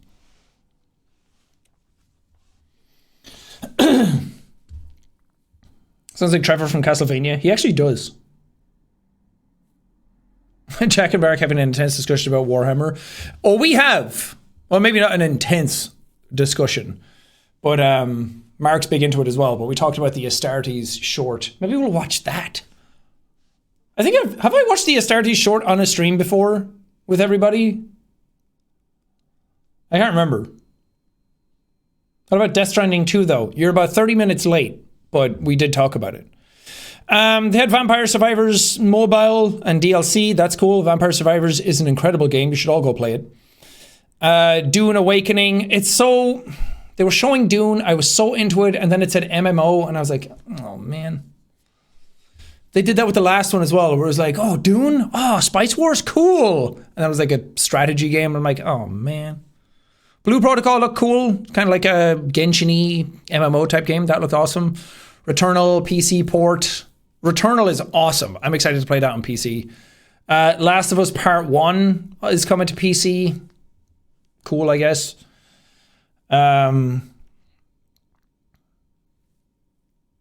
Lords of the Fallen. This is a cool one. I don't know why it's starting here with Leslie and Ray. But cool. I love this Captain Marvel. This person won the award for accessibility for God of War Ragnarok. Oh, maybe you'll see me. No, I was over here somewhere. Can't see it. But Lords of... this is a weird game, because Lords of the Fallen came out, and it was like a Dark Souls knockoff. And it was not very good. And then they made The Surge, and then that was okay. And now they're making... Lords of the Fallen, or sorry, The Lords of the Fallen. So I think they're like soft rebooting it. I don't really know what the deal with this game is, but the trailer is fantastic.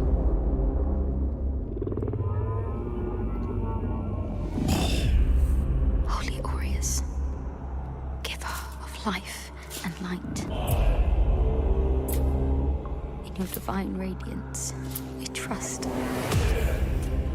Shield our souls. The art style is nuts. Our hearts with hope. These subtitles are way behind. And guide our path eternal. It looks like a Nazgul. Turn our gaze from what lies beyond your luster, where wickedness dwells, and the shadows reign. Arm us with your golden splendor, so that together may we vanquish the darkness. So awesome. In light, we walk. So it seems like you have a lantern that shows like the other world. You see it like shining up here and showing all of the like tendril stuff. That's kind of cool. It's like the Medium or Soul Reaver, where there's like another world on top of ours.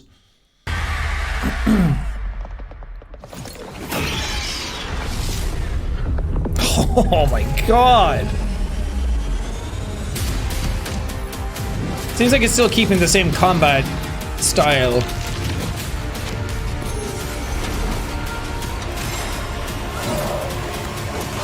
That's badass. The hell is that? Vanquish the darkness, the lords of the fallen. Woo! That was me in the crowd being like, yay! Vanquish the darkness, lords of the fallen. If you don't vanquish the darkness, then who will? Anyway, those were the best trailers for what I liked. I think it was a very, very good show. There were so many big reveals. Very, very cool games coming out. I'm excited.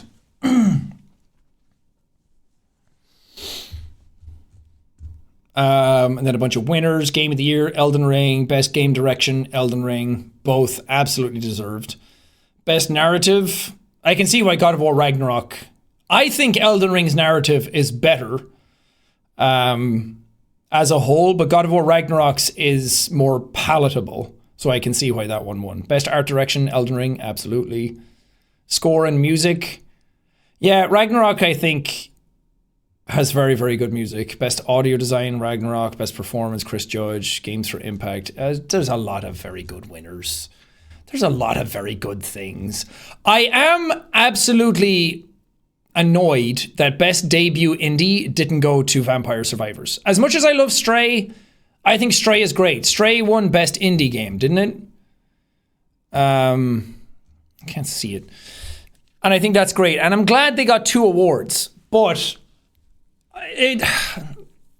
Vampire Survivors was only nominated once, which is a shame because it's such a fucking awesome game. I know I haven't played it or talked about it before, but any of you who know it know what I mean. It's such a good game, and it's so sad that they didn't win for their only nomination. Yeah, Sifu didn't get anything either. For some categories, it was really hard. And then other categories, it wasn't hard at all because it was just Elden Ring and God of War.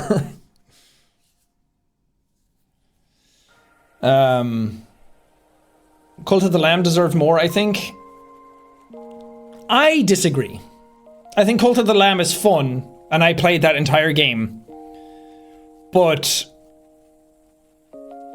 I think Stray and Vampire Survivors are better. Vampire Survivors is a very, very, very fun game. If you have a system that you can play it on, download it, go play it. I promise you'll lose like 20 hours of your life to it.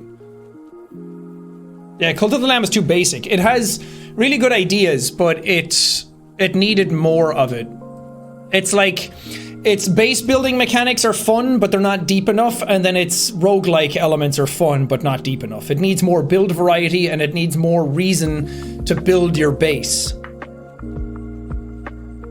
It just needs deeper mechanics, but all of the basics are there, so hopefully they make a second game and kind of build upon it. Where's Callisto Protocol? Look, I really, really, really wanted to do Callisto Protocol for a series. I was really hyped about it. A successor to Dead Space, a spiritual successor. No one was more excited about that game than I was. But when the review... First of all, they weren't giving out codes until the game released. And they weren't allowing reviews until the game was released, which are 2 major red flags immediately. Whenever a game developer... No, I mean, not always. Sometimes it can turn around, and sometimes it's just for spoiler reasons. For, like, massive games. But when they don't give out codes, or they don't let reviews come out until the game is out, that usually means something is wrong with the game, or they're worried about the scores and they're like, let's just try and get as many sales as we can and then bring it out, whatever. There's a lot of like politics that go on behind the scenes for it. And that was already like, okay, I don't know. And then I woke up and all the reviews were out and they were all like, yeah, this game runs like absolute garbage. And it's also not that fun. And I was like, I'll give it a try. And I booted it up.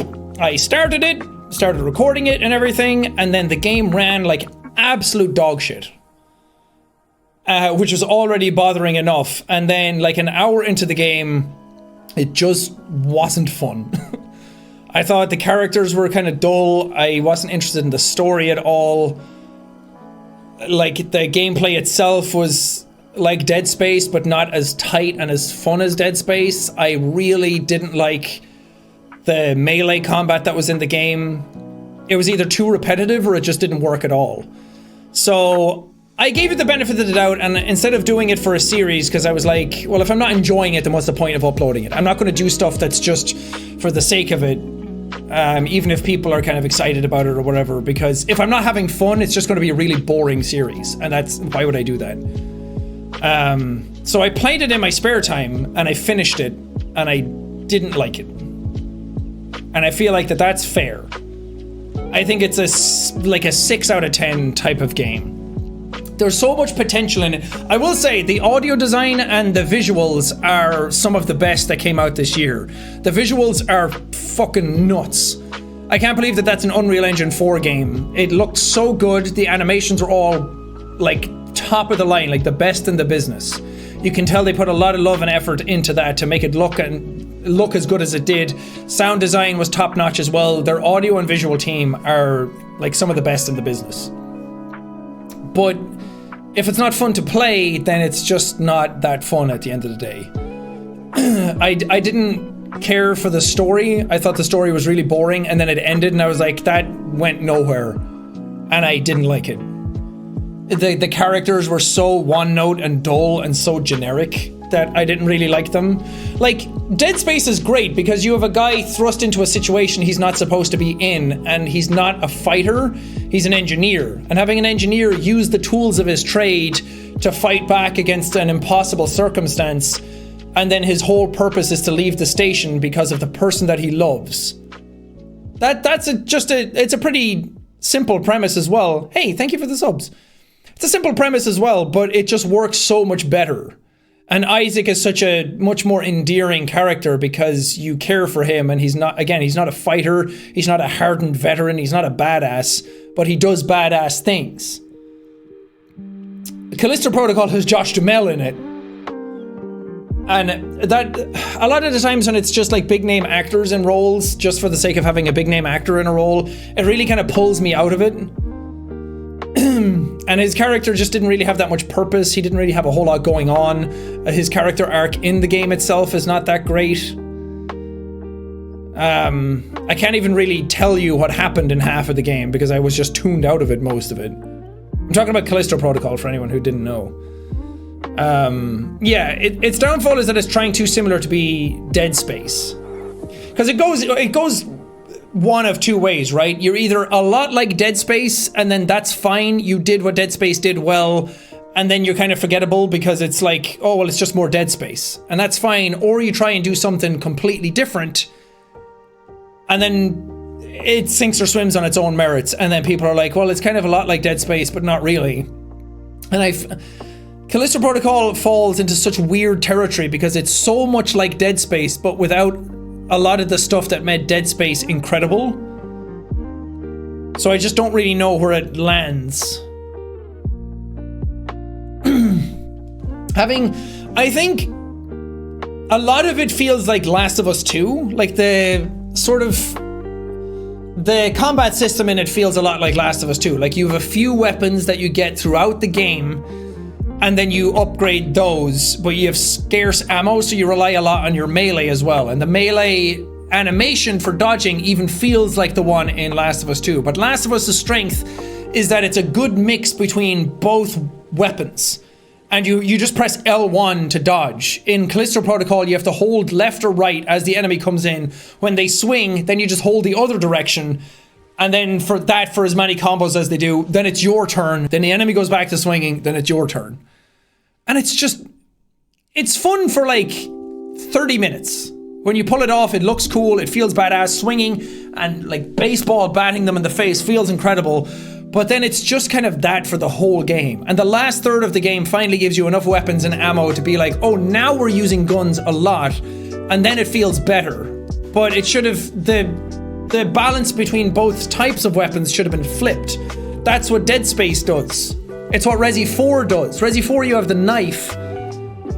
But it's like, you do all shooting first, get dudes down on their knees, then do like a suplex or a kick, go in with your knife to save ammo, and then rinse repeat that. It's a lot of dynamics going on. It's very fun. You can just kill them all with bullets. You can just kill them all with melee. It's harder. But Callisto just feels like they messed up the sort of sequence of events, and the sort of loop just doesn't feel that satisfying. And then all the enemies are like fought the same. You know why when in Dead Space you're fighting, like some dudes show up and you immediately see the silhouette of what guy it is. You know how to take it out. It's either that dude with the like regular sized human body with the big 2 tentacles up top, and then it's like, okay, for me it's like, I see that silhouette, I don't even need to see what, like the whole body of it. It's like, take out a leg, they go down, take out an arm, then I pull it with kinesis, fire that with the other at another enemy. The little baby things come up, they have the 3 tentacles that come out of them, you wait for them to be on the wall, the 3 tentacles come out, then you start lopping off the tentacles. Like there's a sequence that you get into, and a lot of the enemies are very different in how you take them out, despite, like, it's all like dismember limbs. Like at a base level it's all the same thing. But in Callisto it's like all the enemies are taken out in the exact same way, and there's like 4 enemy types, and it all feels the exact same. Like, I don't know, it just feels a little dull to fight. It feels like an inconvenience more than anything. Not only that, but the dodge mechanic doesn't even work half the time. There's times when I like went to dodge something and I do the animation and then the enemy hits me anyway. And then on normal mode, it's like 2 hits and you're dead. It's more than that, but... Oh, and the biggest offender is that in Dead Space, when you're fighting, you just press B or circle or whatever to heal. You heal as you're going. You press left or right on the D-pad to change weapons. It's immediate, it's instant. You do it as you're running. You keep the momentum going, you keep the fights going. In Callisto Protocol, there's an animation to take out a different weapon. He pulls out the gun, takes the top off, puts the other top on. Then you can use it. If you get stuck in the middle of that, you have to repeat the whole thing again. If you have to heal, you have to take out an injector, go down on your knee, stick it in your neck, inject, then come back up. In Dead Space, it's just you press B, you're healed, you keep moving. Like, it's more fluid. It's like all the pieces are there, but there's just a bunch of things in the way. I don't know. Came from Gab's stream. Oh, hey! Did Evelyn finish streaming? Oh, yeah, she did, because she had to finish earlier. Anyway, I don't mean to dunk on Callisto Protocol too hard, because I can tell it's very, very hard to make a game in general. During the pandemic, impossible to make a game. It's also harder to make a game that's new, that is a spiritual successor to something else from a team that came from that studio, but also to make a brand new IP. Like, it's very, very hard to make a video game, and I sympathize with that, but I also have to be honest with my criticisms of it.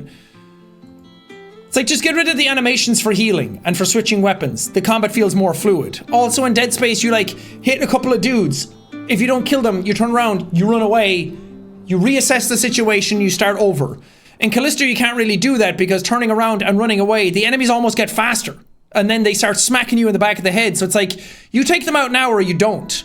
Enemies can hit you off screen. You have a system that locks you into like one-on-one fights because you're holding a direction to dodge an attack. The whole system revolves around that. So when an enemy attacks you from behind, you suddenly get smacked by something that's like, well, I was locked into this guy. I was fighting this guy. It's like one-on-one combat. Or he can like dodge the guy behind you, but then he won't dodge the guy in front of you, or vice versa. It's just really sloppy. And I just wasn't having fun with it, so I decided not to do a series on it. I just wouldn't have been having fun. I would have been nitpicking a lot, and it's just not fair on the developers to have a series where you bring so much attention to the game and then kind of like be harsh on it. I just don't think that's fair. That's based on higher difficulty. There's no running. I mean, that's true, but again, Callisto's like the same almost on every difficulty. I could get lost in your criticizing eyes. What up, Sam? But from what I've seen, the consensus online is that a lot of people have their nitpicks with the game as well. But also, it's so rare that we get AAA big budget horror games, so I also don't want to dunk on them too hard and have them not make a sequel. Because again, the potential's there. They have all the pieces in place to be great. It's just, I want more, because the world did start to get a bit more interesting towards the end of the game. And the team is talented, so we'll see what they do. I hope that their studio doesn't like get closed down because this one's a failure or anything like that. That would be horrible. You're too nice. No, I'm just being realistic because I know what it's like for studios to come out of nowhere, make a game, try their best, make a new IP, and then somebody's like, sorry, game didn't sell well enough. That's exactly what happened to Dead Space. They made 1, it was a hit. They made 2, EA got greedy and were like, if you don't make 3, make 5 million copies sold, then we're just canceling the whole franchise. And that's why Dead Space 3 got a lot of criticism, because they tried way too hard to make it palatable to a wider audience, which is a AAA horror game. And that just doesn't, you can't sell 10 million copies, 5 million copies on like a niche sort of audience back then. Obviously things are selling better now, like Resident Evil remakes are all selling incredible. But for Dead Space 3, it didn't meet the units sold. And then they were like, well, sorry, you can't make any more Dead Spaces. They all got folded into other departments, other studios. And that's why some of them left to make Callisto Protocol, because they wanted to make Dead Space again, but you can't because they own the IP.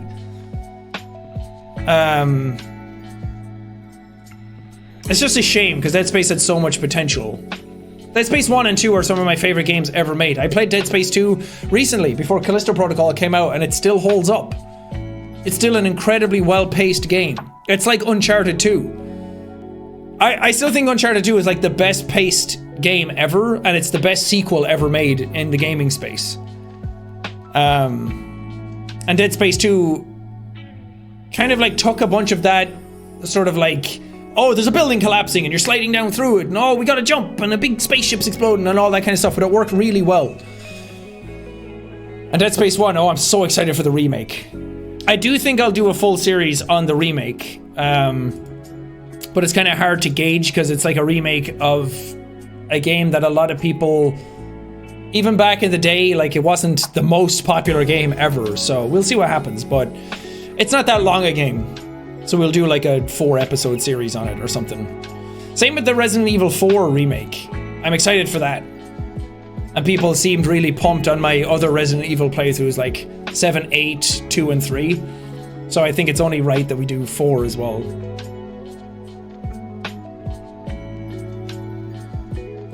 Games today aren't made with fun in mind. That's not true. A lot of games are incredibly fun, even in the big budget AAA space. It's just a lot of them are in the indie space. I think another problem with Callisto, it was trying way too hard to be cinematic. It was trying to be like this big bombastic like action movie, and then that pulls away from the gameplay elements. We'll see what happens.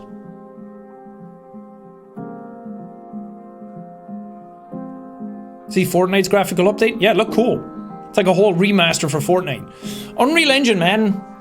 Unreal Engine 5 launched and everyone was like, yeah, it's fine, like it looks good. But now they did Unreal Engine 5.1, which brings in Nanite and Lumen, which is like their texture LOD system and their lighting engine for like ray trace global illumination. And it looks so good. I can't believe that Fortnite is like one of the best looking games around right now.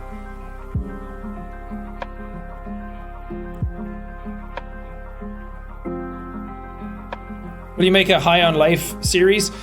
I thought about it, but I remembered any of the sort of Squanch games, the Justin Roiland studio games that I've played before.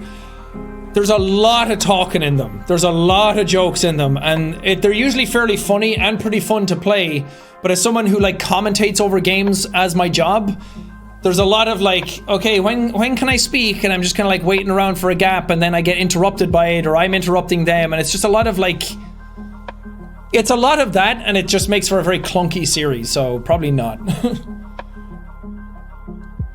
You can turn that off in the new one? Yeah, but then it's like, that's how the game was made. Why would I, you know?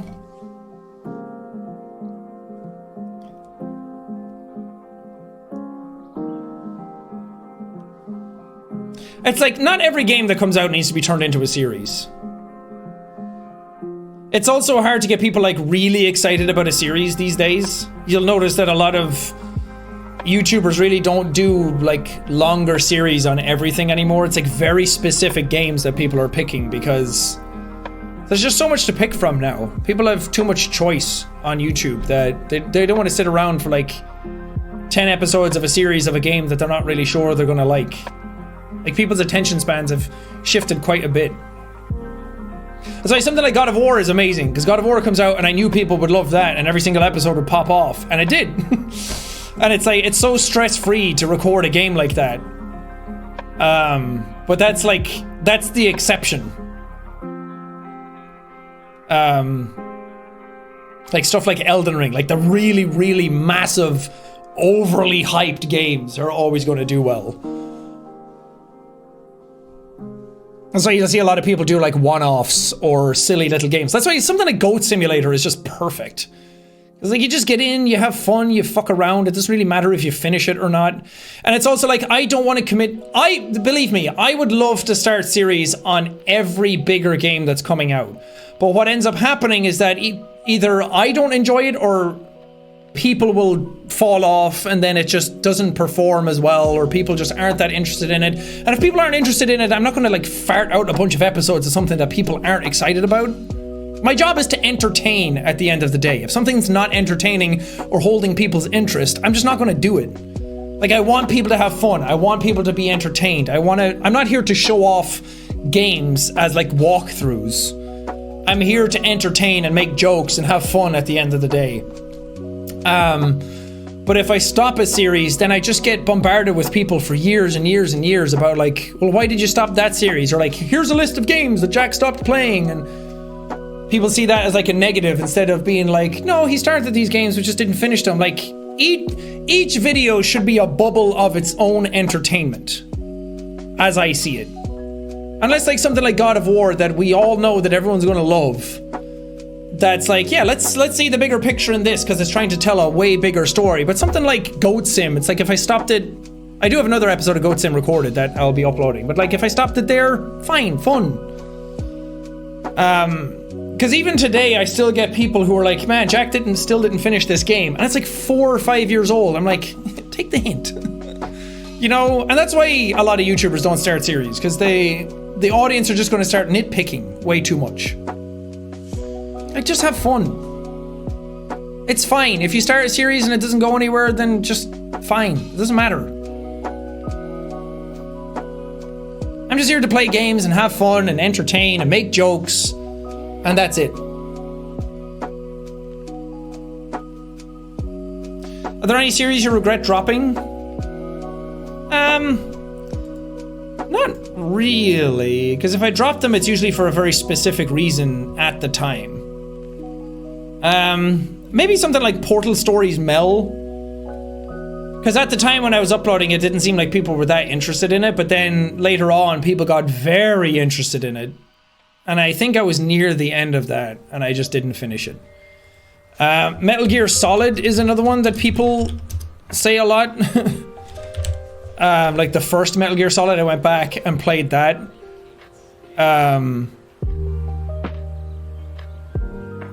But I mean, I did 3 episodes on it, and the 3rd episode is at 500k views. I'm like, I'm not going to finish that.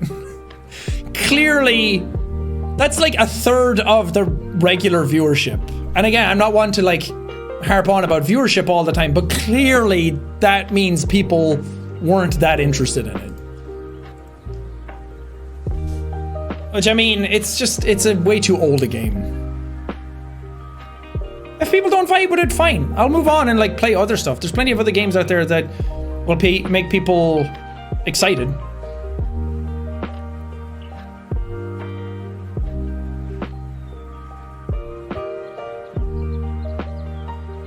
$500K is so much to me, but I bet it's not much to big creators. Don't get me wrong, $500K is a lot. But we also have to think about like the whole YouTube system and like it's all like perspective driven, right? It's like whatever your base level audience is, your base level viewership is for most videos, and then if you're uploading something that's way, way, way below that, then YouTube looks at it and is like, hey, people aren't watching your shit anymore, so we're just gonna not send it to them. Or they're gonna unsub you from it, or turn off notifications and all that kind of shit. It's like you gotta think about it in the broader spectrum about what's gonna keep things exciting.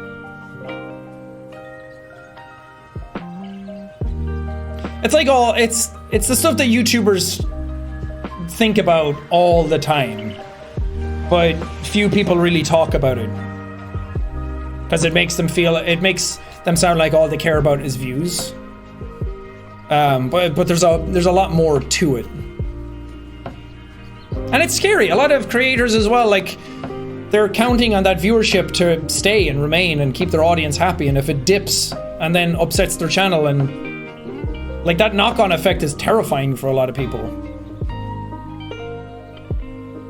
It's just the problem with like super algorithmically driven content. And it's a bit unfortunate, but that's the way it is. Maybe in like a couple of years it'll swing back and we'll have like the old school YouTube back or whatever. Who knows? We'll see what happens. Outlast for Nostalgia Week? I don't think I'll play Outlast. That's another thing for Nostalgia Week as well. I want to play... I want to do like... Because I am going to do it this year, and I think I have like 4 or 5 games picked out already that I'm going to do. And I'm not going to say what they are, because that will ruin the surprise. But I want to play games that don't have to go across like multiple days. A lot of people say... Because that's why I did like Undertale a while back, where I'm like, I'll do 1 episode, get to a certain point, have fun with it, and then like, if people want to watch more, I have a whole Undertale series. But there's a lot of games I would love to play for it. That's not only nostalgia for the channel, but for me in general. And I think sometimes the games are just a little too long. That like Detroit Become Human is such a fun one to do, and I love that game. But you would kind of, I don't want to like do multiple episodes, because then I like the idea of doing like an episode a day. 7 games, 7 episodes, Nostalgia Week, 7 different things. I think that's fun. I like that sort of narrative. Oh yeah, there's a new Amnesia game coming out as well. I didn't play Rebirth. I heard it was so-so. But the new one looks cool. Maybe I'll try that one.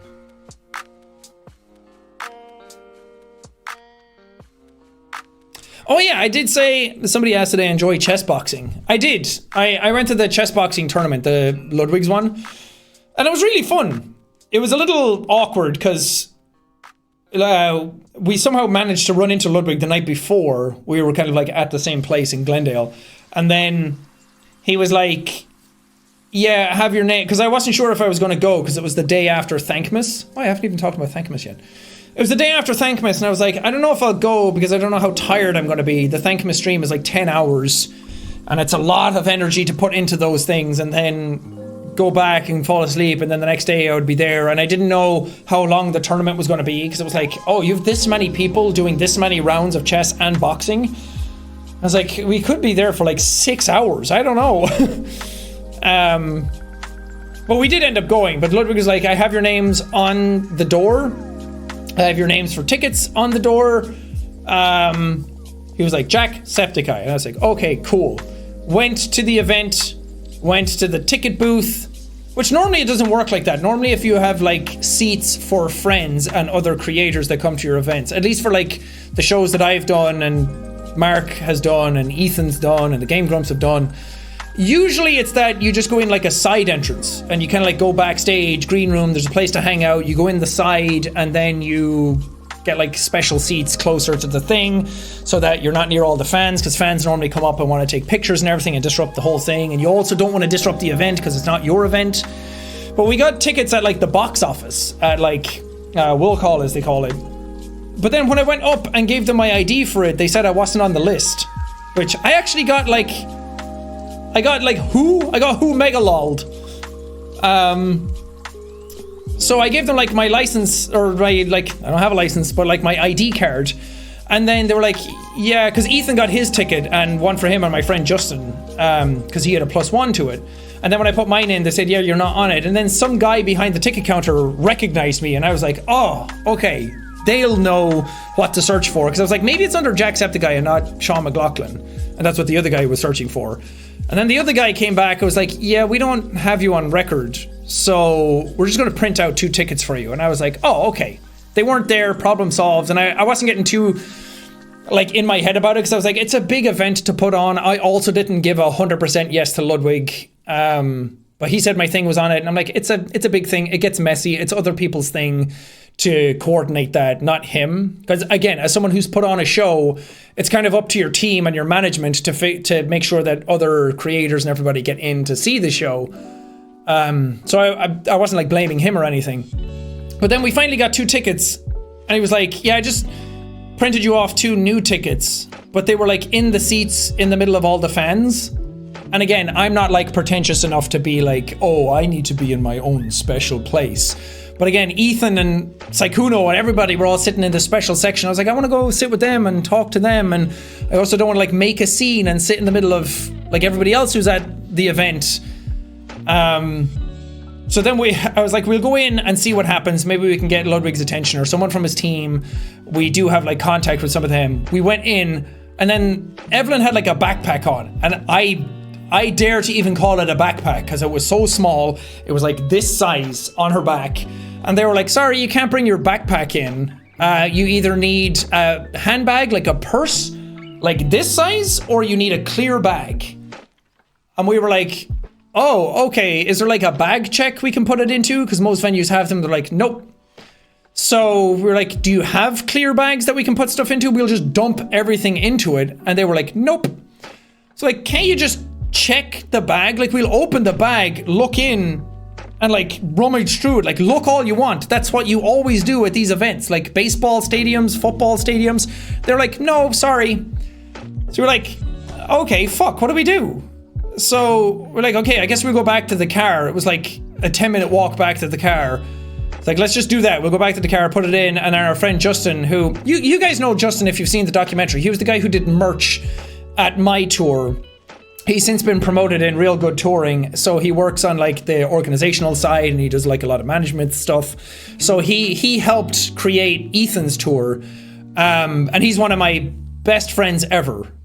Justin is, well, Ethan is as well, but Justin is one of my best friends ever. He's like a brother to me, so I get along really, really, really well with him. So he was like, let me see what I can do. And he did the whole like standing on the phone for 15 minutes calling people, and then he managed to get us in the media side, coordinated with Ludwig's team, had someone from his team come out, meet us, bring us in, brought us in the back entrance. But the only thing is then at the ticket counter, Ethan got like his wristband for being like, okay, here's my ticket, here's my VIP. So one of them was like, here's for the VIP entrance, here's the other wristband to be like, you get to go to the after party afterwards. We didn't get any of those wristbands. We got like this other green wristband that didn't work. It was just like, okay, we have something to show that we're here.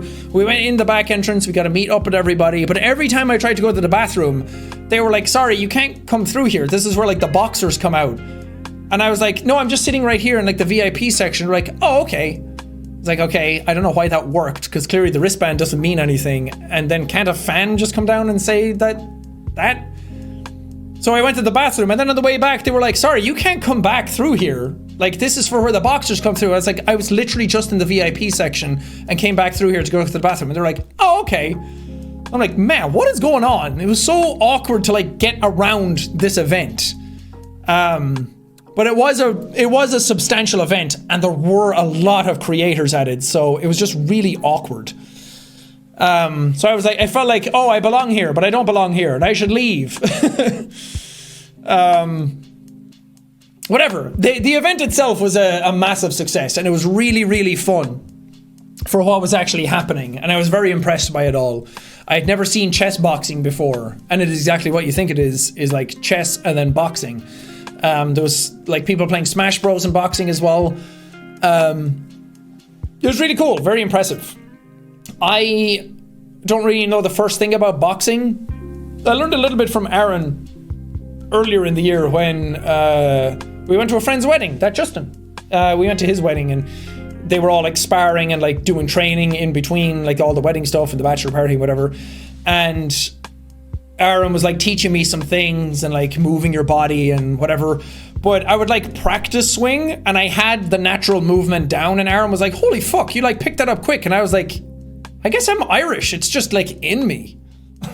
I guess we just know how to fight. And I remember years ago going to PAX West, we went to an arcade that had one of those like punching bag machines. And I was like, oh man, I don't know about this because I'm a small guy. I don't know how hard I can punch. I've never done this. And like Mark got up and did it. And Mark can like throw a swing. Mark's a hefty dude. He's like built for boxing. And then he did it and got a really high score. And I was like, okay. And I did it and got like almost the exact same score. I think I got like 2 points lower. And then the next one I did, I got higher than him. And I was like, whoa, I can punch. Let's go. And I like walked around for the rest of the night like this, like, fuck yeah. I got a fucking cannon on me. And I was like, I guess that makes sense because I can like throw things really far. It's like I understand like the mechanics of my arm and how to like whip it around and get like a fucking swing going. So I guess there's like fighting in me. But every time people are like, would you ever do chess boxing or creator clash? I'm like, no, I don't want to get hit by a person. I don't want to hit a person and I also don't want to get hit. But I did hang around with Aaron when I was in LA just now and he was doing like his training and Aaron's impressive. Aaron's footwork and his training and everything is very, very impressive. It's one thing to like do stuff in an actual fight, but Aaron's training, watching him train was very, very impressive. I have huge respect for him. I was like there with his trainer and I was like watching it and like kind of like learning what they were doing and studying because I think boxing is fascinating. Us Irish, as much as I joke around about us fighting, we do have a really good history of like professional boxers in Ireland. Like Conor McGregor's a good fighter, Katie Taylor's a great fighter. So we've done good in like fighting sports for a long time. So I was like sitting there and looking at it and like, oh, okay. And like listening to his trainer and being like, yeah, that's cool. No, that makes sense. Yeah. And like looking at Aaron's footwork and I was like, man, that's so impressive. It's so cool. So I would love to do like the training for boxing, but I just don't actually want to fight anybody. Like I care way too much about my own mental capacity. I already freak out about my own health already. Like I started getting migraines last year and I get like ocular migraines constantly, like 3 times a week. Like all the time. And I'm like, what if I get punched in the head and something's going on in my brain already that it like detaches something in my head and I'm just fucked for the rest of my life. Now that's completely overthinking it and catastrophizing it. That's my anxiety getting in the way. But I'm like, if there's a 1% chance that could happen, I'm not going to fight anybody. Like what if I got hit in the head and my retina's detached? What if I got a concussion and it fucked me up for a year? What if I already have brain fog from COVID and migraines. I just don't want to add to any of that. I just don't have anything to prove to myself. I'm fine. I'll just stick to trying to be funny. I'm a lover, not a fighter, Your Honor. But if someone comes at me, at least now I know that I got a fucking swing in me. I know how to throw a punch. If I remember out with Evelyn and some guy comes up and he's like, I don't find the face, poof! Right in the fucking jaw. You know? It's in me. Maybe I'll just train boxing. So whenever it needs to come out, you know? I'll be fast. They'll call me Jack Tyson from now on. Poof! Right in the kisser. Anyway. But yeah, the event was cool. Seeing people fight each other in real life is kind of scary. They did so well. Again, anybody, even if they're fighting poorly or fantastically, anybody that gets into a ring to fight like that for an event has my utmost respect. Because I won't do it. I won't jump in and fight anybody.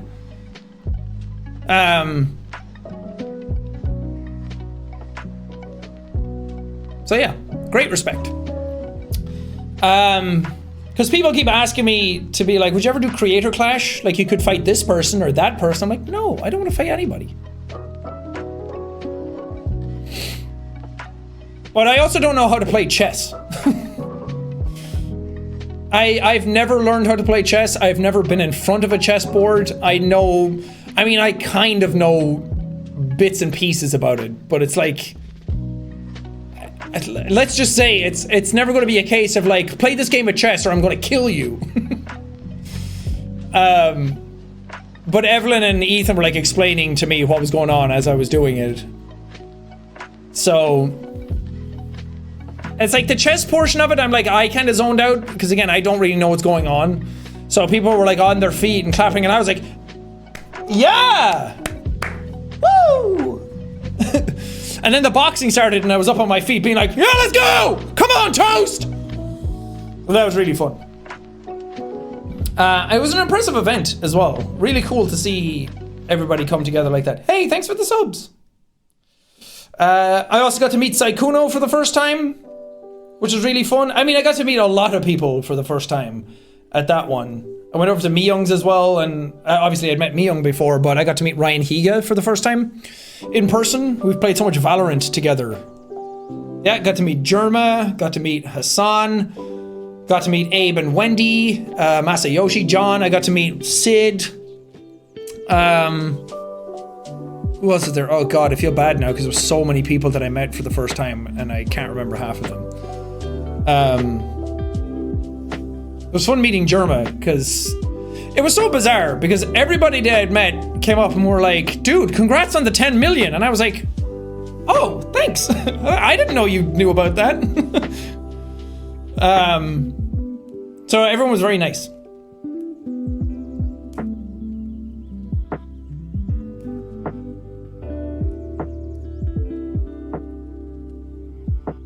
Everyone kept asking if me and Saikuno took pictures together, but we didn't.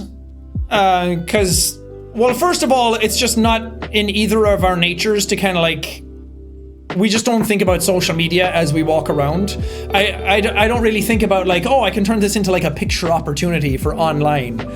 Because us meeting each other like means a lot for both of us. And that's kind of it. That's kind of where it ends. Like, meeting is fun and we're friends and that's it. I'm sure we can take, I mean, we took a picture ourselves for our own posterity, for like each other. But it's like both of us like looked scuffed and both of us were tired and both of us were like just hanging out with friends. So it was like, we just want to have the picture for each other and not for people to see. And someday we'll get a picture together and the internet can see and everyone can lose their minds and say, oh, Jesus. And it'll be great. There are pictures that other people took of us at the event that we happen to be in the same shot together, so I'd rather be a person first and a influencer second when it comes to that stuff.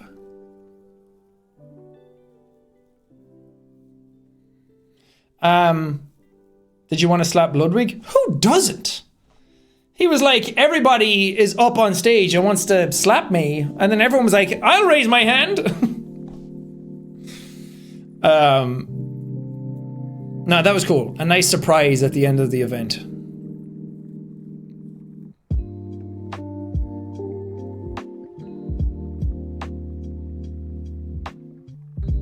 So, congrats to him. He put on a great event, broke his viewership record. Everyone online was psyched about it and had fun. Couple of wonky moments here and there, but that's every single live show. You're never going to get it perfect. So I think he did very, very well. Very impressive. And I think it's just cool to see what creators are able to make, and I hope he's very proud of it and very fun.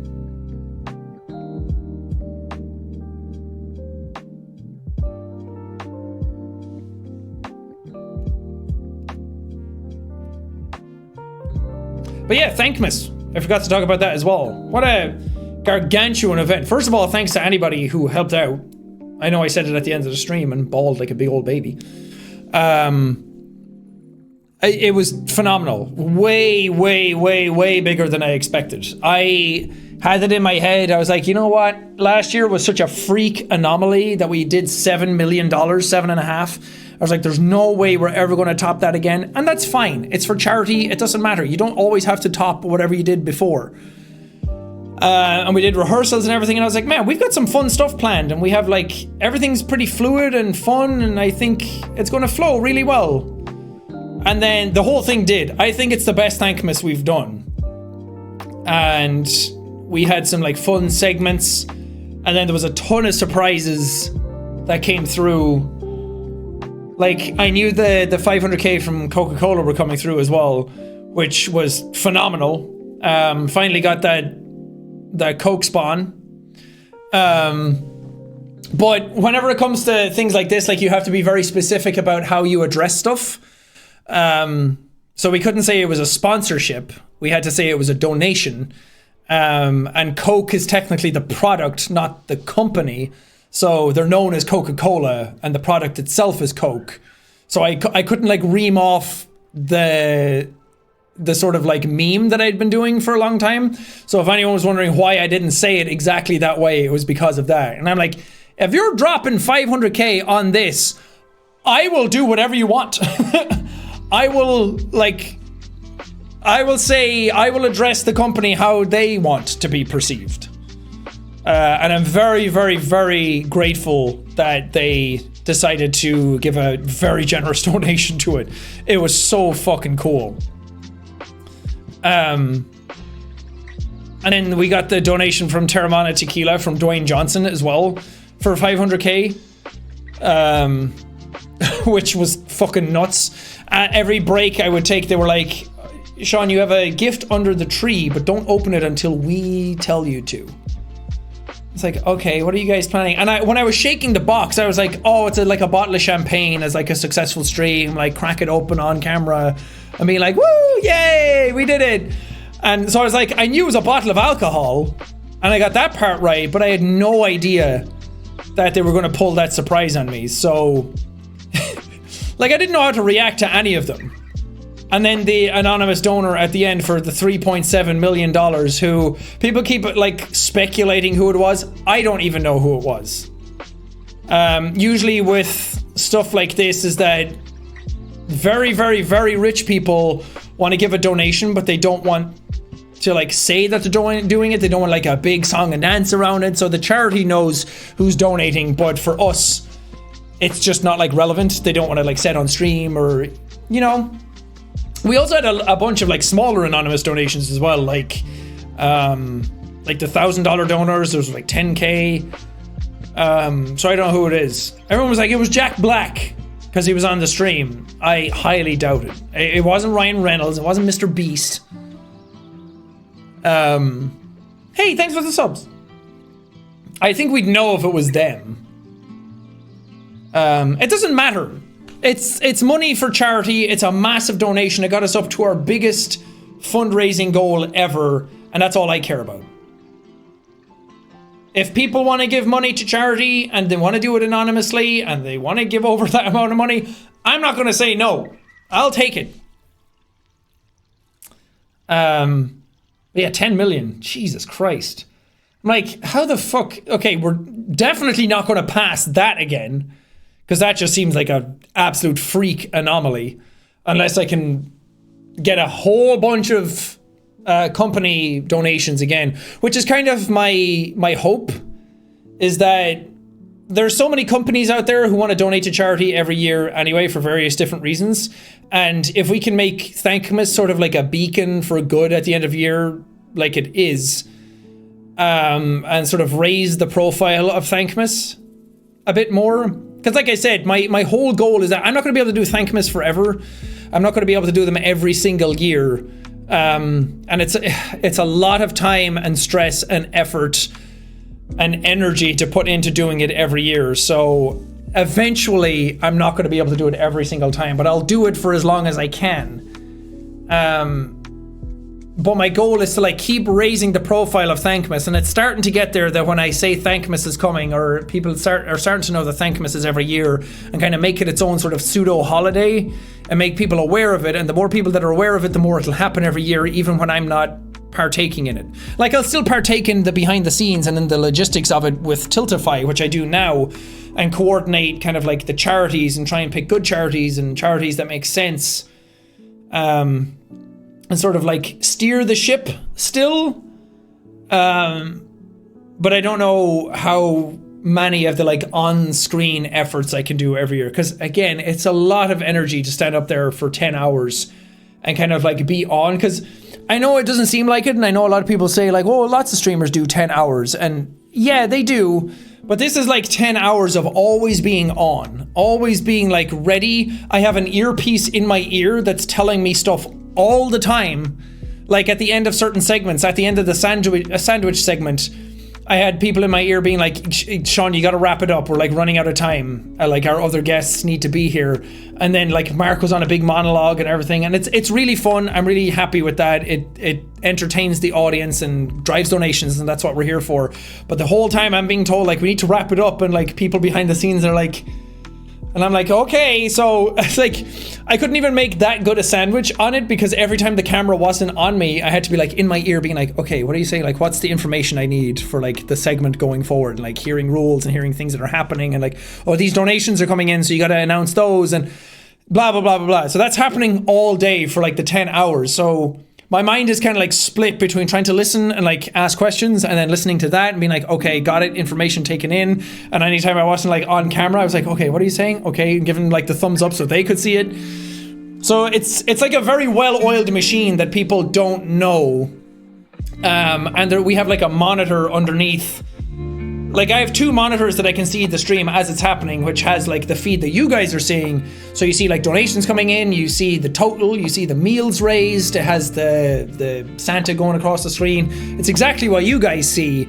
But I also have a confidence monitor, so like a smaller monitor underneath, like a teleprompter that they're just writing, like the guy who's in my ear is also writing, like ready for next guest in 10 minutes. And that's the kind of thing, because hearing it in my ear all the time gets confusing. So then I could be like, hey, thank you for the donation, like take a peek. Like we try and make it as fluid as possible, because you guys at home don't need to know all of that stuff. You don't need to know how it's put together or whatever. But I also like talking about the logistics of it. So there's a lot of that stuff. And it's hard to do that all the time. I mean, it's just one day out of the year, every year, but it's also very stressful, and I want things to go well, and I don't want to fuck things up. But it would be fun to like have co-hosts. It would be fun to have people take over entire segments. It would be fun to like still be a part of it, but doing it for as long as I do every year takes a lot out of you. Well, we try our best with it. I think this is the smoothest it's ever gone, and I'm very, very proud of it. And man, Corey with his fucking $400,000 donation. Absolutely mammoth, huge amount of money. Isn't it crazy that YouTube donate 100k, which, don't get me wrong, I am entirely blessed by and very, very grateful for. But then someone like Corey comes along and donates 4 times as much. I mean, I donated 300k of my own money to it. Mark donated 100k. Like just as much as YouTube. So I'm trying like every year to get YouTube more involved in it, but it's kind of hard to get them to like be more, to be like part of it. So my plan for next year is to kind of like have a bunch of meetings with YouTube people, their charity team, their marketing team, their whatever team, and like build an event with them. I don't know what that looks like right now, but hey, thanks for the subs. I really want to figure out a way of involving them more next year and building like a show with them, and I have a bunch of ideas to make it bigger and get people involved that way. And seeing us raise $10 million in a single stream, raising $10 million in 10 hours is, I think, if for like time versus money put in, it's $1 million an hour. I think it's one of the single biggest fundraisers ever on the platform, if not ever. Just thinking about the amount of money that comes in versus the amount of time that it was on screen. And it's not over. Like it started a bit before that. We had 100k before we started, and it's still going until the end of the year. But the bulk of that, like $10 million came in those 10 hours. I think it's one of the biggest fundraisers ever.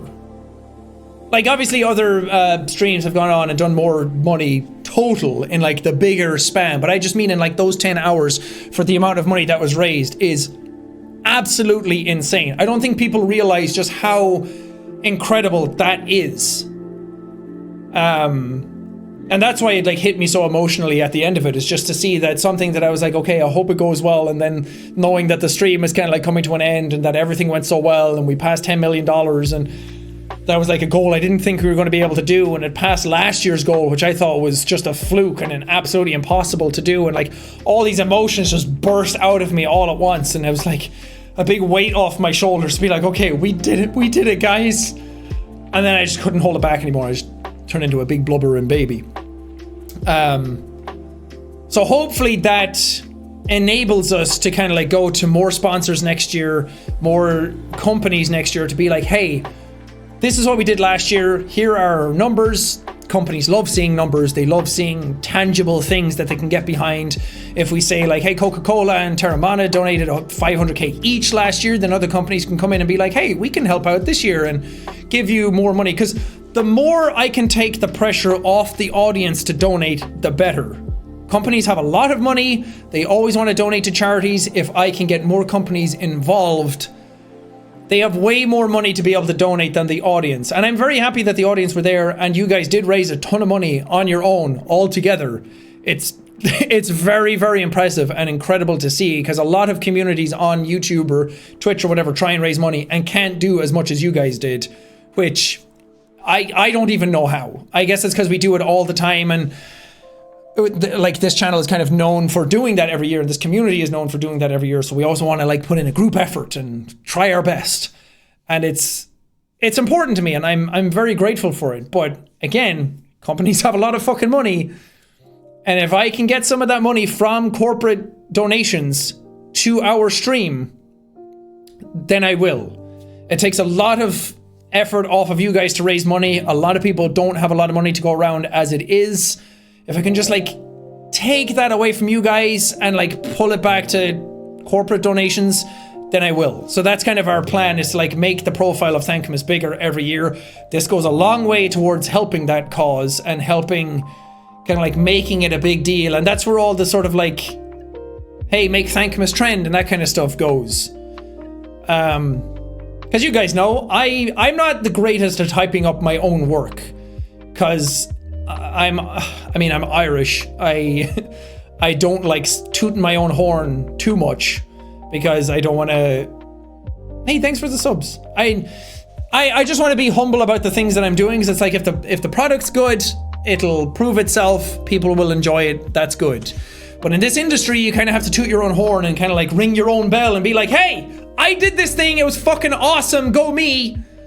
Because it's a very crowded space and you want people to know what you're doing. But for charity work and for Thankmas especially, I will ring that bell all day, because if we can do that, it builds it up a lot. It gets more people involved in it. It makes more people aware of it.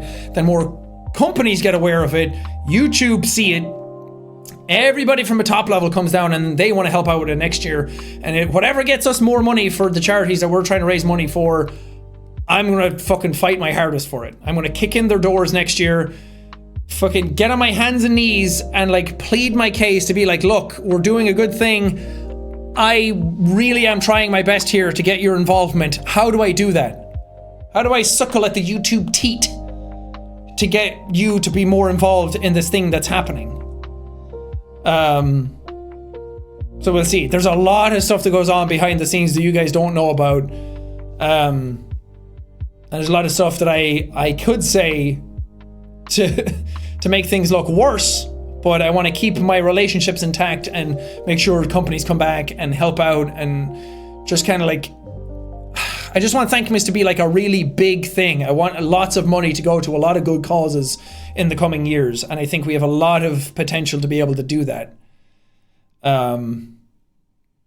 So whatever we can do for that. Oh, and I have some good ideas for Thankmas next year. I hope that we can pull them off. It's going to be huge.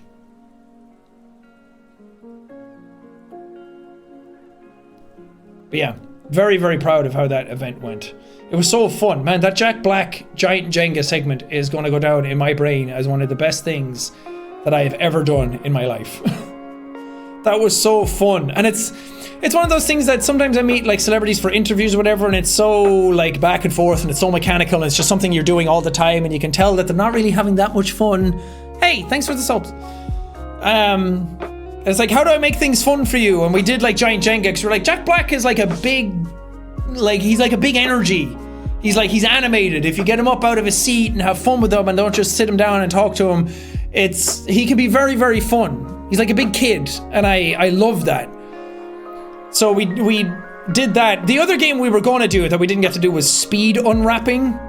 So it's going to be like, okay, have like 5 gifts for each other, see who can get through all 5 fastest, and like just tearing stuff up. And it's like a big, on screen, it's like a big fun chaotic energy. It's a lot of like sound and a lot of like tossing boxes around, and it's very fun. But I'm so happy we didn't do that. I'm so happy that we just stuck to the Jenga because it was so tense, it was so intense, it was so much fun to do, and didn't it seem like he was genuinely having fun? Everyone kept telling me that, and I'm like, I think so, but I also am biased because I want him to have fun and I want my event to go well, and I want to see what I want to see. But I think he genuinely had a really good time, and I think we genuinely clicked and had good energy together. And I mean, I'm just a huge Jack Black fan anyway, so I know his energy, and I think my strongest trait as a person is matching people's energy. I think that's why I'm put on this earth, is to match people's energy and have fun. If I was to put it in such a philosophical way. And I think I did match his energy well. I think we had a great time, but he seemed like he was having a really good time, and that's what was important to me. And it was so fucking fun. And he said that I could have Tenacious D tickets. Yeah, exactly. He said I could have free tickets, and then he said, not only are we going to go to the show, but we're going to go out for drinks afterwards. And I was like, dude, you're saying all the things to make me have the best day of my life. It was so fun.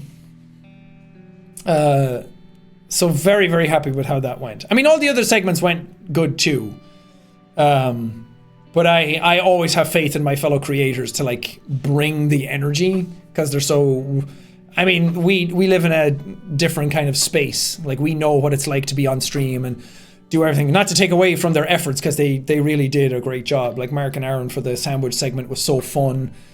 They always know how to like turn it on at a moment's notice and like go ham and like ham it up for the cameras. And they're both like good physical sort of like comedy people as well, and improvers. So very grateful for them. Bella and Ray.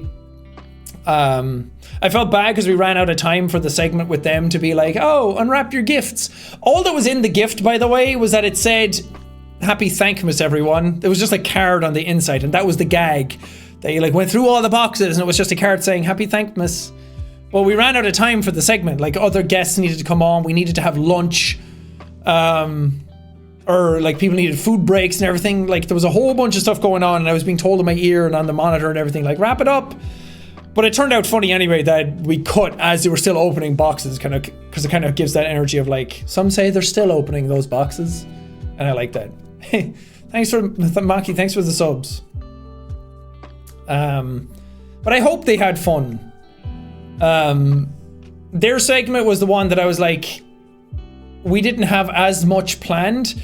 Because Pokemon was supposed to come on for that segment as well, so there was supposed to be more people. It was supposed to, we had another thing planned, I forget what it was, but we had to kind of like shift, because Pokey got sick before it happened, unfortunately, so she couldn't come, which is completely understandable. She still donated 10k, which is so nice of her to do, and I'm very grateful for that. I'm grateful that she even agreed in the first place to come on, even if she couldn't make it. But their segment, then I was like, I hope you guys had fun. There's blood on your chin. Yeah, I scratched a spot under my beard. We're just gonna have to live with it. I didn't even know it was there. But I think it was fun regardless. But it was also like leading to lunch and everything. And I'm like, oh man, I'm hungry.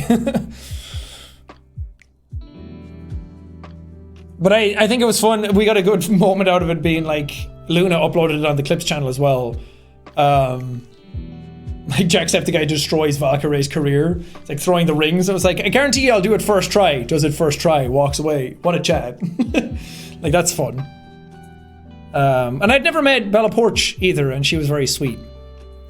It's just that thing that people come on your, I mean, even Aaron had it, where they come on your stream, it's for charity. People are like, I'm here to like service your needs. Like, what do you need from me to bring the energy for the stream? Like, what game are we playing? They just want to answer questions. Like, people don't want to step on your toes, because it's like, I would do the same thing. If I was brought on someone's charity stream, I would do the exact same thing. It's like, I want to do well, so like, just guide me. What do you want me to do? And you don't want to like step on any toes. You don't want to say something you're probably not supposed to. And that's why with Mark, it was like, shove a sandwich up your ass. And I'm like, that's the bar for comedy, by the way. You're allowed to swear. You're allowed to make jokes. And even Aaron was like, am I allowed to swear? Because people don't know. So a lot of people kind of like get a bit timid and shy, and it's like your thing. So they're like, I'm just here to have fun. What do we do? And again, I'd never met Bella before. So there's like that sort of, not intimidation factor, but it's just like a little bit of nerves. But they were fun to have on. Oh man, and Connor I click with immediately. I remember meeting him for the Trash Taste episode that I was on, and me and him just got on like a house on fire immediately. I think because like both of us are from the same region of the world. I mean, so is Garrett, but Welsh people and Irish people and Scottish people have very similar sensibilities. That sort of like primordial Gaelic Celtic brethren kind of thing, and me and him just get along really, really, really well. And I was so happy for him to be there, and he's such a sweetheart. He thanked me like 12 million times afterwards. He came out to dinner with us afterwards, and he was just so thankful and grateful. And he has a hard time filling his own shoes now, because he's like, man, you guys are all the big guys, and I'm just so happy to be here. And I'm like, dude, you are a big deal. Like, live in your own skin a little, like have fun, enjoy where you are. You're a big deal, like hype yourself up. But I had the exact same thing years ago when I was like starting off and up and coming, and my career was starting to explode. I had a hard time like building myself up. So he's very humble, he's very sweet, he knows exactly how to turn it on. There's not a dull moment. He asks questions, he's just in the moment. I told him afterwards to his face as well, I was like, you're a fucking natural gift at this sort of stuff. Like, you get in, you know what's needed of you. There's no awkwardness, there's no gaps. You know how to fill a silence. You fucking keep the train rolling. You're a natural born entertainer. So I hope he knows that. And I'm so glad. I want to do so many more things with him next year. What an absolute sweetheart. Fucking love him. He gets along well with everybody, and he's like, I don't know why everyone's so nice to me. And I'm like, dude, everyone's nice to you because you're so nice to be around. You make everyone happier whenever you're around. Like, you just get along with them. You're so nice to everybody. You say nice things to people. You just have a good energy. You say a lot of jokes. You don't step on anyone's toes. You know people's boundaries. Like, it's a skill. He doesn't realize how good he is at it. And that's why he like attracts nice people to him. But yeah, next year I want to hang out with him more. Maybe I can get him to come back to the UK and I can go to Japan. Next year I want to do a lot more stuff with more people. I have a personal assistant now, which, I mean, I guess you guys wouldn't know, but for years people have been telling me to get a personal assistant because I have so many things going on, and to kind of like lighten the load, and everybody else I know has an assistant. Like Ethan has one, Mark has one, Aaron has one. And they're always like singing the praises, being like, no, do it. Like, it takes a lot of pressure off you, a lot of stress. But I don't have enough for an assistant to do. His name's Anthony, by the way. Anthony with no H. So if you ever hear me bring up Anthony again, it'll be because of that.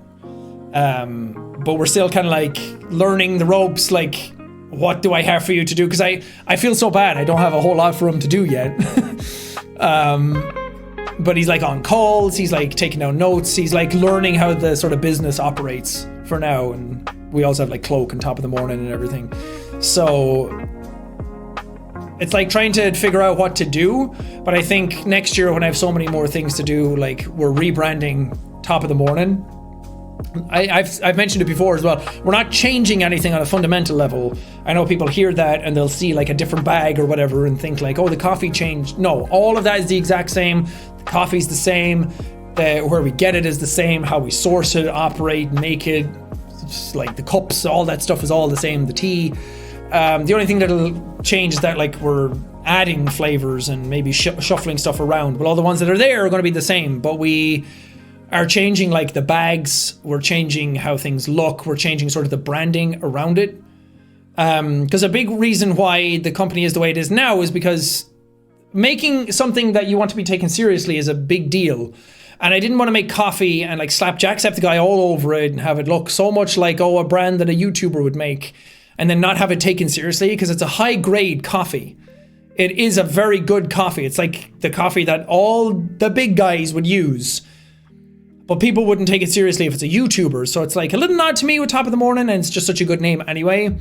And I'll use my face to promote it, but it's not like Jacksepticeye's coffee. I didn't want to promote it that way. And then the branding and everything, it blends in with higher grade coffee. When you look at it, you think that it's high grade. So now that we've proven that the coffee is good and it's amazing, it's like, okay, now we know who our audience are, we know who we're selling to, we know our sort of like core message, we know who I am, what we want to get out of the company, that kind of stuff. So we're like making the coffee way more cohesive, making the branding and the messaging behind it way more cohesive, and making it just way more fun. And oh man, I cannot wait to show you guys how it looks and what it means and what we've done to it. And it's going to be really, really cool. And it's also kind of like, I don't know, the coffee industry is also pretty pretentious and snobby sometimes, with like how they taste stuff, and like it's fine. It's fine to like taste stuff and be like, yeah, the notes in this and whatever. And I love that. I love the world of coffee. I love how intense it can be, but I also feel like there's an intimidation factor to it. Like people trying to get into high grade coffee, it's kind of scary because they feel like scared off from it, that like there's so many machines and ways of making it, and you're supposed to know the notes. It's kind of like red wine. And I'm like, no, you can make a really good cup of coffee. And if even if people don't know all of that stuff, like our coffee is kind of like the gateway into that. It's really, really good coffee. We can make it convenient for you to make, and I'll kind of like teach you how to make good coffee and kind of like bring you into that world without any of that sort of like, hold on, no, you need like this machine, you need to make it this way, you need to blah, blah, blah, blah, blah. You know what I mean? I feel like you can make really, really good coffee, but have a ton of fun with it at the same time. And I think that that's sort of where we've landed with Top of the Morning. And I'm very excited to kind of like put it out there and show people what we've been up to. I think it looks cool, and I think people will be very excited about it. And I have tons of ideas for what to do next year with that. But also, I have tons of ideas for like videos and collabs and stuff that I want to do too. And Cloak! Oh, today! It should be out now, actually. If you go to cloakbrand.com, there is the Tactical Frost clothing is out. But hold on for a second. I need to go pee, but I'll be back and talk a little bit about it and show you some of the products. Hold on. Just wait for me.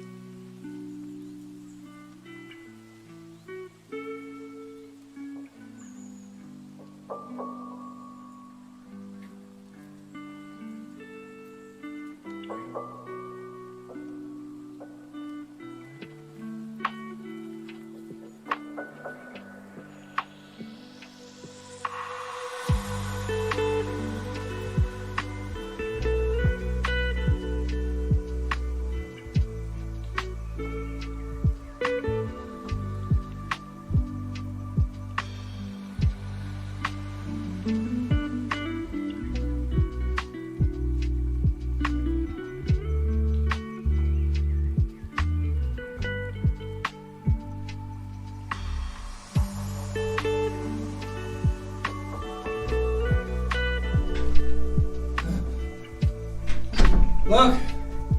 Look how cool! Look! It's epic! Oh yeah. You guys might have seen me wear this in a video already. It comes in black as well. I've worn both of them. So it's kind of like a... It's kind of like a wintry sort of... I helped design these ones, by the way. And I'm very proud of them. Because we've done tactical before and people were so responsive to tactical and I'm like, yeah, that's what I want Cloak to be, is that kind of stuff. And as the one and only CEO of Cloak, I get to make all the decisions now. I mean, I guess I should say, tell you guys that there was some like shake-up in management at Cloak. And now I'm the CEO. Mark's still there. But he's more on like the stamping and pressing part of the company now. So like I'll make designs, they'll go through my genius brain, and then they'll come back out, and I'll give them to the team. They make them, and then they like go down a line, and Mark like it's basically like a Cloak stamp. But I mean, we wanted him to do something at the company. I couldn't like kick him out. So it's like a stamp that like all the clothes go by, and like he gets it right like 80% of the time. Like he makes a few mistakes here and there, but he gets it right most of the time. Like 70% of the time it's there. And even though he's trying his best and 60% of the time he gets it right, stuff still comes out good. So this is from like my genius brain. And I'm very proud of it. It kind of reminds me of like a winter, like hunting, sort of like outdoorsy kind of thing. It's very comfy, very high quality, and very warm. So for winter, I wanted to do that. Because again, like tactical was from me. And it was a very smart drop and everyone loved it. And I was like, yeah, Cloak is me now. So I am making some great decisions. And then these ones are like the pants. These are extremely comfy. I wore these on the plane to and from LA, and it was so fucking comfy, because I'll tell you what, England is freezing right now. And then we got to LA and I'm like, why is it not warm here either? So these bad boys came in so handy. They're like fleecy, soft material. They're very, extremely comfortable. I'm very proud of it. And then like a zippy as well, kind of like in the same vein. Very cool. I like these sort of like tactical pockets. Boom, tactical. Boom, so tactical. You are, oh, where's my chewing gum? Boom, tactical pocket. You got it, baby. Just pockets and everything. Boom, boom, boom, boom, boom, boom, boom. Pockets, pockets, pockets, pockets. That's what I want. That's what I want tactical to be. Tactical pockets, tactical chewing gum, tactical lip balm, tactical running. You know? It's all about being tactical this winter. Cloakbrand.com. Jacksepticeye CEO.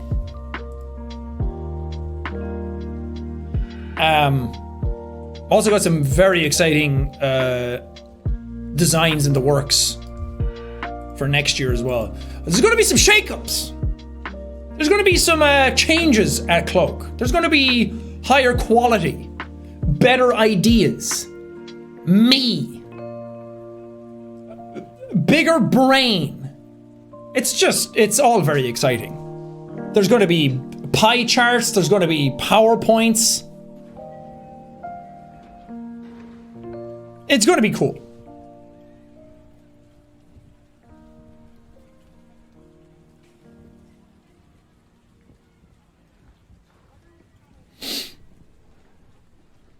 Better ingredients. Cloak is like a big recipe for fun. Sometimes you get some stinky parts of that recipe, you have to get them out.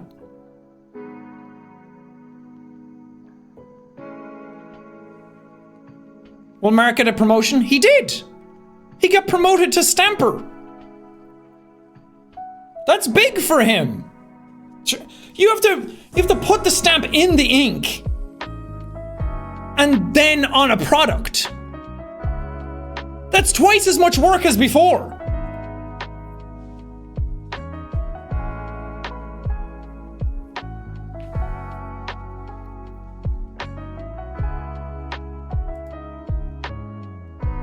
What is a hostile takeover? No. I told you I'm a lover, not a fighter. I lovingly told him that he doesn't do what he did before.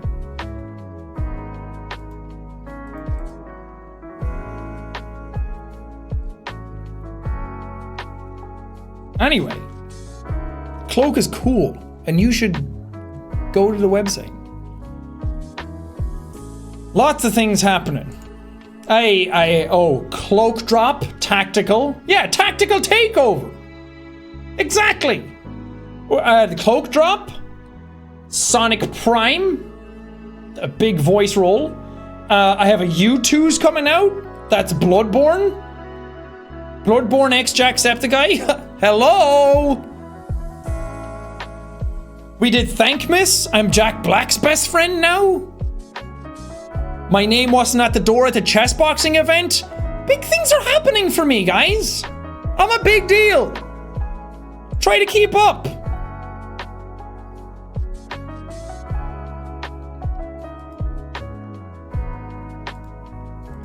Maybe next year we'll do like Iris 2, Electric Boogaloo.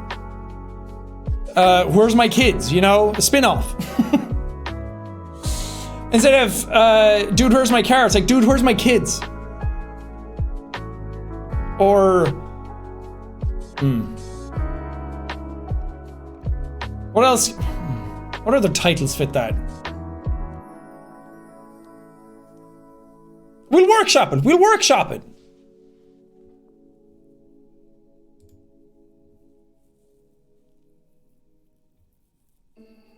Since you're in charge, bring in some Unus Honest merch. Exactly because I'm in charge, there will be 0 Unus Honest merch.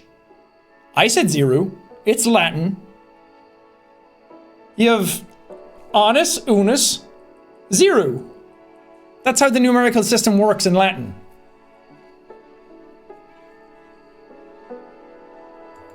There will be no Unus Honest merch. 0 of it.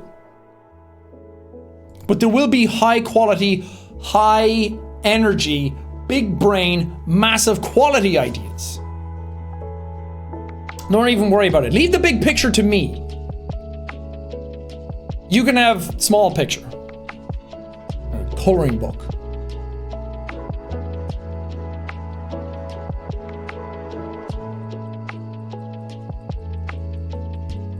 Yeah, Unus Honest is dead anyway. Never coming back. Dead forever. Accept it. Those of you still mentioning it and not accepting it completely missed the point of the whole fucking channel. Didn't you get the memo? It's gone. I do have another thing that I don't know when it'll get announced. We're still workshopping it, but there is a very fun one that I'm doing next year that I hope I get to announce soon, because I know, I'm doing that YouTuber thing as well, where it's like, oh, cool, you're mentioning the thing, and it's soon TM, and we don't know anything about it, and you can't tell us. Completely irrelevant to the other parts you've been talking about, because now people are going to be like, he just talked about Unus Honest and then said a big thing. No, it has nothing got to do with that. It's just another thing that I have to announce that I'm very, very excited for.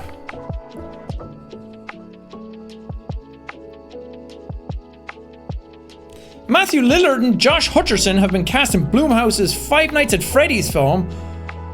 What? I'm sure that film will come out and everyone will love it and it won't be terrible. There's no way! That is cool though. I like Matthew Lillard.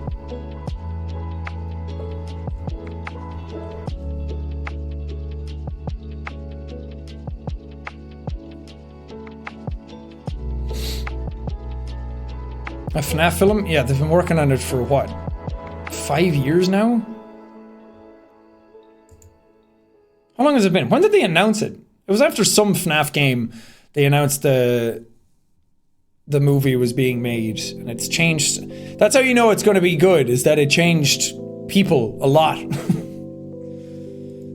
And that's something that the concept is already made for you, and you're trying to put it into movie format, and yet it's taking this long. Yeah, it's going to be great. I'm sure the script wasn't terrible, and that's why it's taking forever to come out. Not at all. I mean, it does take a long time to make stuff, especially when the pandemic happened, but I feel like we've just been hearing about Five Nights at Freddy's movie for so long that, yeah, I'll be hopefully optimistic.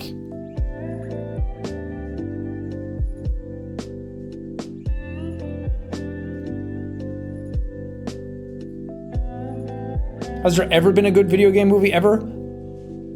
Somebody didn't hear of a little movie called Free Guy, starring your one and only CEO of Cloak and top of the morning magnate, coffee mogul and entrepreneur, Jacksepticeye. The face and smell of Free Guy, the one and only video game movie brought to you in theaters 2 years after its initial release date. Somebody's a little behind.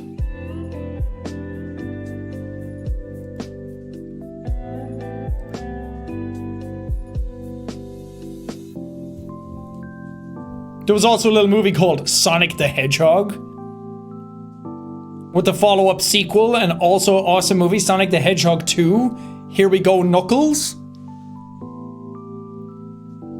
How dare you.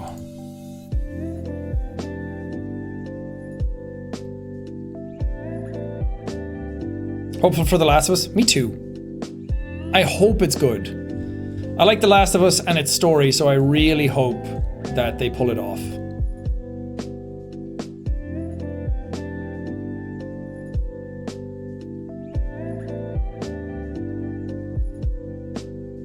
Free Guy starring Jacksepticeye featuring Ryan Reynolds. I mean, my face was just all over the posters. I don't know if that movie would have made it without me. I think it really needed my talent to pull it through.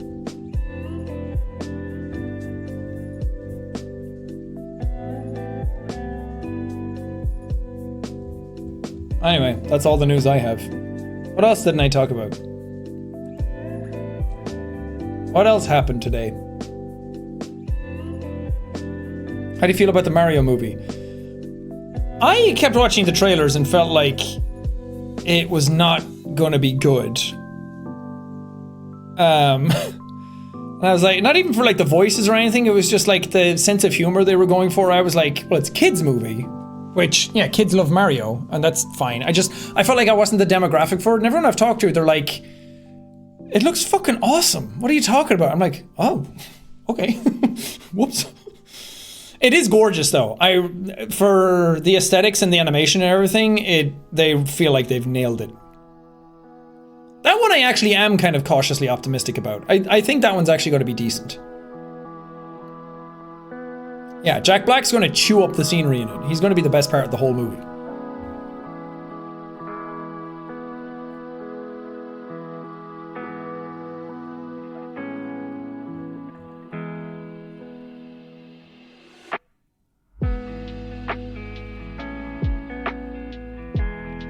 Across the Spider-Verse? Oh yeah, that trailer came out as well. That looks cool.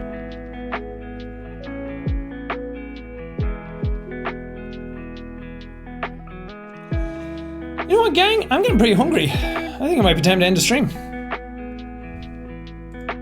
I think it might be time to leave all your stinky brains behind. Use my massive Superman brain to go do cool, awesome things.